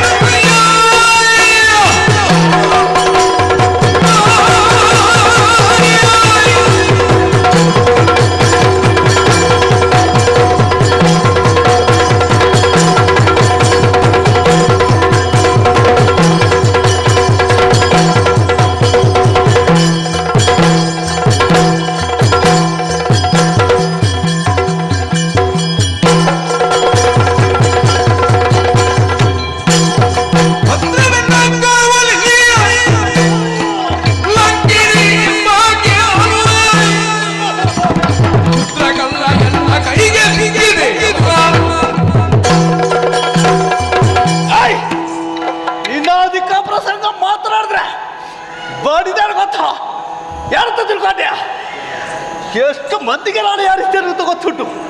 ಮೊದಲ ಹೇಳಿದ್ದೇನೆ, ನನ್ನ ಪರಿಚಯ ಇಲ್ಲದವರಿಲ್ಲ ಅಂತ. ನೀನೊಬ್ಬ ಸತ್ತಾಗಿ ಮಾತು ಮಂಗಳ ಅಂತ ನಿನಗೆ ಇರ್ತದ ಪರಿಚಯ. ನಾನು ಯಾರಂತ ಕೇಳ್ತಾ ಇದ್ದೀಯಲ್ಲ, ನಿನಗೆ ಭೂತನಾಗೆ ಕಾಡ್ತೇನೆ, ಒದ್ದರೊಟ್ಟು ಮಾತನಾಡ್ತೇನೆ. ನಮ್ಮ ಅಭ್ಯಾಸವೇ ಹಾಗೆ, ನಾವು ಮಾತನಾಡ್ದ ಹಾಗೆ, ಮತ್ತೊಬ್ಬರಲ್ಲಿ ಮಾತನಾಡಿ ಹಾಗೆ ಅಭ್ಯಾಸ ನಮಗೆ. ಒಳ್ಳೆತನದಲ್ಲಿ ಮಾತನಾಡಿದ್ರೆ ಮಾತ್ರ ಒಳ್ಳೆತನ ಮಾಡು. ಯಾರಂತ ಕೇಳ್ತಿಯಲ್ಲ, ಸರಿಯಾಗಿ ನೋಡು. ಇದು ತೋರ, ಏನು ಇದೇ ಲಂಕಾಪುರ. ಈ ಲಂಕಾಪುರದಲ್ಲಿ ಎಲ್ಲರೂ ಮಲಗಿದ್ದಾರೆ. ಇಲ್ಲಿಯ ಒಡೆಯ ಯಾರು ಗೊತ್ತಾ? ರಾವಣೇಶ್ವರನೆಂಬವ. ಅವಳ ರಕ್ಷಣೆಗಾಗಿ, ಸಕಲರ ರಕ್ಷಣೆಗಾಗಿ ಇದ್ದವಳು ಯಾರಂತ ಕೇಳ್ತಿದ್ಯಾ? ಲಂಕಾಲಕ್ಷ್ಮಿ, ಲಂಕಿಣಿ ಅಂದ್ರೆ ನಾಳೆ. ಲಂಕಿಣಿ ಲಂಕಿಣಿ ಲಂಕಿಣಿ ಲಂಕಿಣಿ. ನಾನು ಯಾರೆಂಬುದನ್ನು ತಿಳಿಸಿದೆ. ಆದ್ರೆ ಪ್ರಾಣಿಯಾಗಲಿ ಮತ್ತೊಬ್ಬನಾಗಲಿ ನೀನೊಬ್ಬ ಶುದ್ಧ ಕಳ್ಳನಾಗಿ ಬಂದಿದ್ದಲ್ಲ. ಯಾರೆಲ್ಲ ಕಳ್ಳನಿ? ಕಳ್ಳನಲ್ಲ, ಕಳ್ಳನಲ್ಲ ಕಾಣೆ ನಾಮೋ, ಕಳ್ಳನಲ್ಲ ಕಾಣೆ ನಾಮೋ.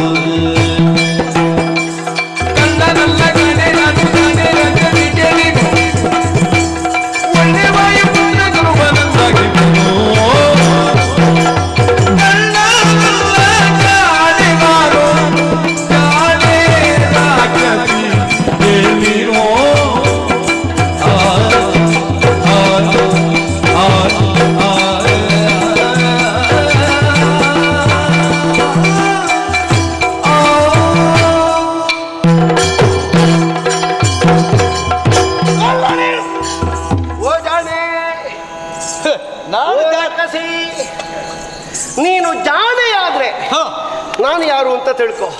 ಯಾರೇ ನೀನು? ಏನು ನನ್ನ ಮಾವ? ಕಳ್ಳ. ಅದು ಸಂಬಂಧಿಕರ ಕಳ್ಳ.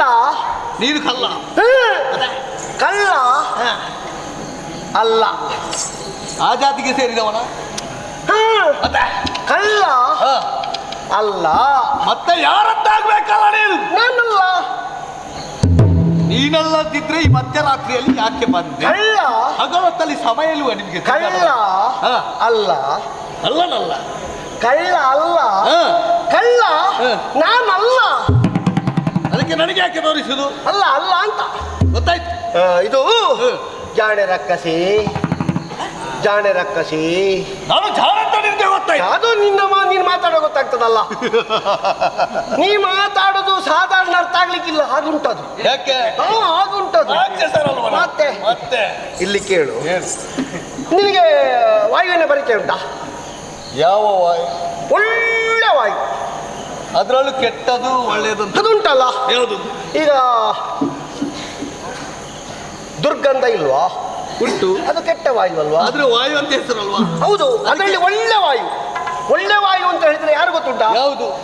ಪ್ರಾಣ ಸ್ವರೂಪನಾದ, ನಮ್ಮ ಜೀವನಾಧಾರಕ್ಕೆ ಮುಖ್ಯನಾದಂತಹ ಒಬ್ಬ ವಾಯು ಇದ್ದಾನಲ್ಲ, ವಾಯುದೇವ. ನಿನ್ನ ಗಾಳಿ ಗೊತ್ತಾಯ್ತು, ಮೂಗಿನಿಂದ ತಕೊಳ್ಳುವ ಗಾಳಿ ಉಂಟಲ್ಲ, ಆ ಗಾಳಿಗೆ ನಾನು ಮಗ. ಒಳ್ಳೆ ವಾಯು. ನೀನು ಯಾರಲ್ಲಿ ಮಾತನಾಡಿದ? ಯಾರಲ್ಲಿ? ನಿನ್ಗೆ ಯಾರು ಮಾತನಾಡಲಿಕ್ಕೆ ಚಟ ಉಂಟದ? ಚಟ ಅಂತಲ್ಲ, ಮತ್ತೆ ಮಾತನಾಡಲಿಕ್ಕೆ ಗೊತ್ತುಂಟದ? ಮಾತ್ರ ನಿನಗೆ ಅರ್ಥ ಆಗ್ಬೇಡ್ವಾ? ಮತ್ತೆ ನನಗೆ ಅರ್ಥ ಆಗ್ಲಿಕ್ಕೆ ನನ್ನ ಹೆಸರೇನು ಗೊತ್ತುಂಟಾ? ಏನಂತ? ಕೆಲವರೆಲ್ಲ ಕೆಲವು ಹೆಸರಿನಿಂದ ಕರೀತಾರೆ. ಏನಂತ? ನನ್ನನ್ನು ಮಾರುತಿ ಅಂತ ಹೇಳ್ತಾರೆ, ನನ್ನನ್ನು ಸುಂದರ ಅಂತ ಹೇಳ್ತಾರೆ. ಯಾರು? ನೀನು ಸುಂದರ? ನೀನು ನಮ್ಮ ಜಾತಿಯಲ್ಲಿ ನಾನೇ ಸುಂದರ. ನೀ ಹೇಳಿಲ್ವಾ ಈಗ ಲಂಕಾಲಕ್ಷ್ಮಿ ಅಂತ? ಹೌದು. ನಿನ್ನ ಜಾತಿಯಲ್ಲಿ ನೀನು ಚಂದ ಅಲ್ವಾ? ಹೌದು. ಯಾಕೆ ಇದು ಹೇಳಿದ್ದು ನಾನು, ನನ್ನನ್ನು ಆಂಜನೇಯ ಅಂತ ಹೇಳ್ತಾರೆ. ಹೌದಾ? ಬೇರೆ ಬೇರೆ ಹೆಸರಲ್ಲಿ ಹೇಳ್ತಾರೆ, ಬೇರೆ ಬೇರೆ. ಆದ್ರೆ ನನ್ನನ್ನು ಕಂಡಾಕ್ಷಣದಲ್ಲೇ ಪ್ರತಿಯೊಬ್ಬರು ಗುರುತಿಸುವುದು ನನ್ನ ಅನುವನ್ನು ನೋಡಿ, ಆ ಮುಖವನ್ನು ನೋಡಿ. ನನ್ನ ಹೆಸರು ಹನುಮಂತ. ಹನುಮಂತ.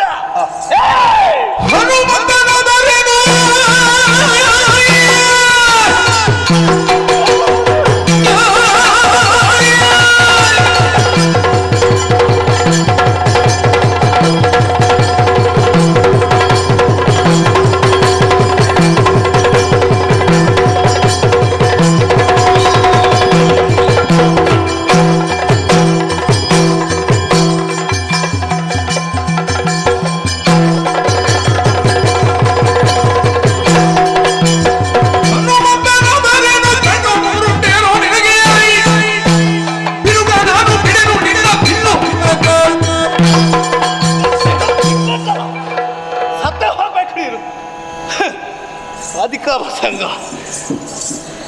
ವಾಯುಪುತ್ರ ನೀನು ಹನುಮಂತ ಹೇಳ್ತಿದ್ದಿ, ಅದು ದೊಡ್ಡ ಸಂಗಾತ್ಯ. ನಿನ್ನ ಹೆಸರೇ ಹೇಳಿದ ಮೇಲೆ ನಾನು ಒಳಗೆ ಬಿಡ್ಬೇಕಾ? ಯಾರು ಸತ್ತಾಳದವಳ ನೀನು?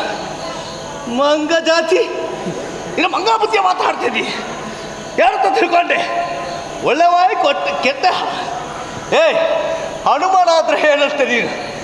ನಾವು ನಮಗೆ ಬಂದವರೊಬ್ಬರು ಇರ್ತಾರೆ, ಮುಕ್ಕಣ್ಣ, ಆ ಪರಮೇಶ್ವರ, ಆ ಈಶ, ಮಂಜುನಾಥ ಹೀಗೆಲ್ಲ ಕರೀತಾರೆ. ಅಂಥವ ಕೂಡ ನಮ್ಮ ಒಡೆಯನಾಥ ರಾಮಣೇಶ್ವರ, ಅವನಂತ ಭಕ್ತ ಭಕ್ತಪ್ಪ ಇಲ್ಲ ಶಿವಭಕ್ತರಲ್ಲಿ. ಅಂಥವನಲ್ಲಿ ನನ್ನ ಭಕ್ತರನ್ನು ಒಮ್ಮೆ ಕಾಣಬೇಕು. ಈ ಉದ್ದೇಶ ಪರಮೇಶ್ವರ ಬಂದರೂ ಕೂಡ ಒಳಗೆ ಬಿಡುವಲ್ಲ, ಮುಕ್ಕಣ್ಣನಾದರೂ ಬಂದರೂ ನಾನು ಬಿಡಲಾರೇನು. ಹನುಮನಾದರೇನು ನೀನು? ಕಣ್ಣು ನಿನಗೆ ಮೂರುಂಟೆ. ಈಗ 3 ಕಣ್ಣಿದ್ರೆ ಎಂತದು? 3 ಕಣ್ಣಿದ್ರೆ ಎಂತದು? 3 ಕಣ್ಣಂದ್ರೆ ಎಲ್ಲಿ ಗೊತ್ತಾ? 2 ಮುಖರಲ್ಲಿ. ಹೌದು. 1 ಹಣೆಯಲ್ಲಿ. ಅದು ಪರಮೇಶ್ವರ. ನಿನಗಂತ ಈಗ ಕಣ್ಣು 3 ಇದ್ರೆ ನೀ ದೇವರನ್ನು ತಪ್ಪಿದ್ಯಾ? ಓಹೋ, ಖಂಡಿತ ಖಂಡಿತ ಒಪ್ತೇನೆ. ಲೆಕ್ಕ ಬರ್ತದ? ಏನು ಬರದೆ? ಲೆಕ್ಕ ಬರ್ತದ? ಓಹೋ, ನೀ ಲೆಕ್ಕ ಮಾಡ್ಬೇಕು. ಮಾಡ್ತೇನೆ. ನಾ ತೋರಿಸ್ತೇನೆ. ತೋರಿಸು. ಸರಿ ನೋಡು. ಆಯ್ತು. ಇದೆಷ್ಟು? 1. ಇದೆಷ್ಟು? 2. ಲೆಕ್ಕಾಚಾರದಲ್ಲಿ ಮತ್ತೊಂದಿದ್ರೆ 4 ಆಯ್ತು. ಬಿಡು, ಅದಲ್ಲಲ್ಲ, ಅದು ಕಣ್ಣಲ್ಲ. ಕಣ್ಣಲ್ಲ. 1, 2. ಇಷ್ಟಬದ್ಧವಾದ ಮೇಲೆ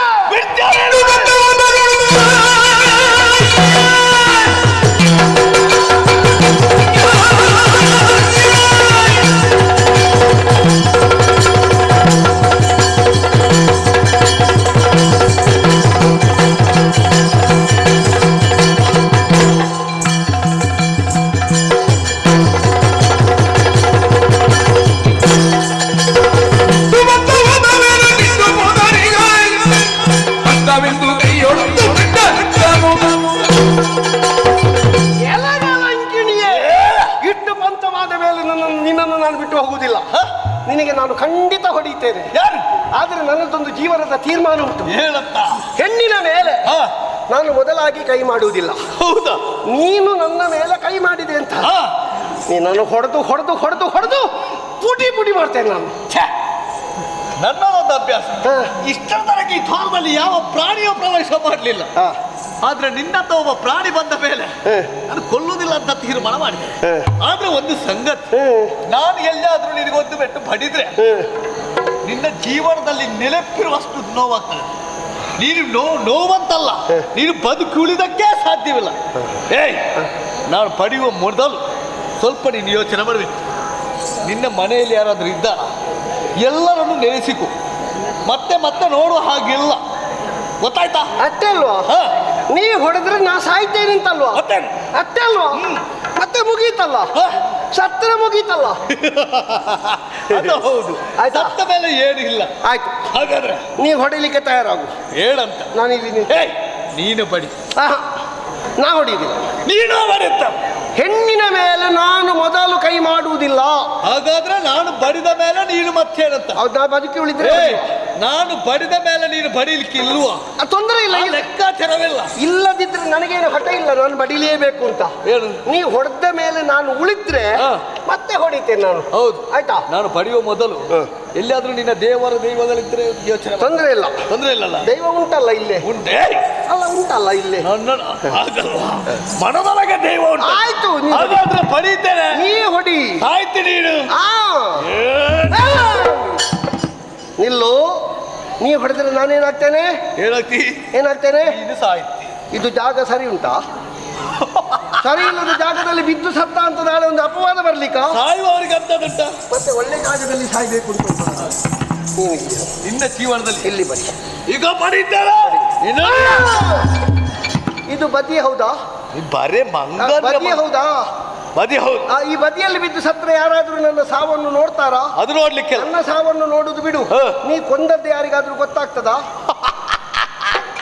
ನಾನಲ್ಲಿ ನಿಲ್ತೇನೆ. ನನಗೆ ಜೀವನದಲ್ಲಿ ಒಂದು ದಾರಿಯಲ್ಲಿ ಬೀಳ್ಬೇಕು ಅಂತ ಇತ್ತು. ಹೌದೌದು. ಏನು ಮಾಡುದು? ದಾರಿಯಲ್ಲಿ ಹೋಗ್ಬೇಕು ಅಂತ. ಯಾರ ಹಣ ಬರದಲ್ಲಿ ಏನೇನು ಹಾಗಲ್ಲೇ ನಾನು ಒಳ್ಳೆ ಉದ್ದೇಶದಲ್ಲೇ ಹೇಳುದು. ನಾನೊಂದು ದಾರಿಯಲ್ಲಿ ಹೋಗ್ಬೇಕು, ಒಂದು ದಾರಿಯಲ್ಲಿ ನನ್ನ ಬದುಕಿರ್ಬೇಕು, ದಾರಿಯಲ್ಲೇ ಸಾಯ್ಬೇಕು. ಸಾಯ್ಬೇಕು ಅಂತಲ್ಲ, ನನ್ನ ಬದುಕು ಒಂದು ದಾರಿಯಲ್ಲಿ ಬೇಕು ಅಂತ ಇತ್ತು. ಕೊನೆಯ ಪಕ್ಷದಲ್ಲಿ ಬಿದ್ದು ಸಾಯುವುದಾದ್ರೂ ದಾರಿಯಲ್ಲಿ ಸಾಯುವ. ಏನಾದ್ರೂ ಉಪಕಾರ ಇಲ್ಲ ನಿಲ್ಲುವುದು. ಆಯ್ತು, ಇದು ನಿನಗೂ ನನಗೂ ಒಳ್ಳೆಯದೇ. ಬಡಿತೇನೆ.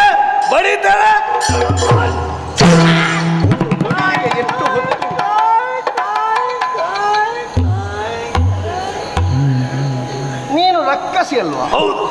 ಮತ್ತೆ ಸ್ವರ ಬೇರೆ ಕೇಳಿತು. ಹಾಗಲ್ಲ, ಅದು ಕೈ ಕೈ ಕೈ ಅಂತ ಹೇಳಿದ. ಅದು ಹೋಯ್ತು. ಹೋಯ್ತಾ? ಒಂದು ಹೋಯ್ತು. ಒಂದೇ ಹೊದ್ದಲ್ಲ, ಒಂದು ಹೋಯ್ತು. ನಿನಗೆ ಎರಡು ಉಂಟಾ? ಎರಡು ಕೈ ಹೊಡಿತೇನೆ. ನೀನು ಒಮ್ಮೆ ಹೊಡ್ತಾಯ್ತಾ? ಒಮ್ಮೆ ಹೊಡೆದಾಯ್ತು. ನಿನಗೆ ಗೊತ್ತಾಗ್ಲಿಲ್ವಾ? ಈಗ ನಿನ್ನ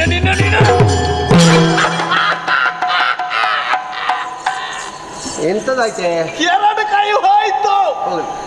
ನಿನಗೆ ಎರಡೇ ಇರುದಲ್ವಾ? ಹೌದು. ಎರಡಿದ್ದದ್ದು ಹೋಯ್ತಲ್ಲ? ಮತ್ತೆ ನಾಲ್ಕು ಉಂಟು ನನಗೆ. ಕೇಳಿದ್ದು ನಾನು.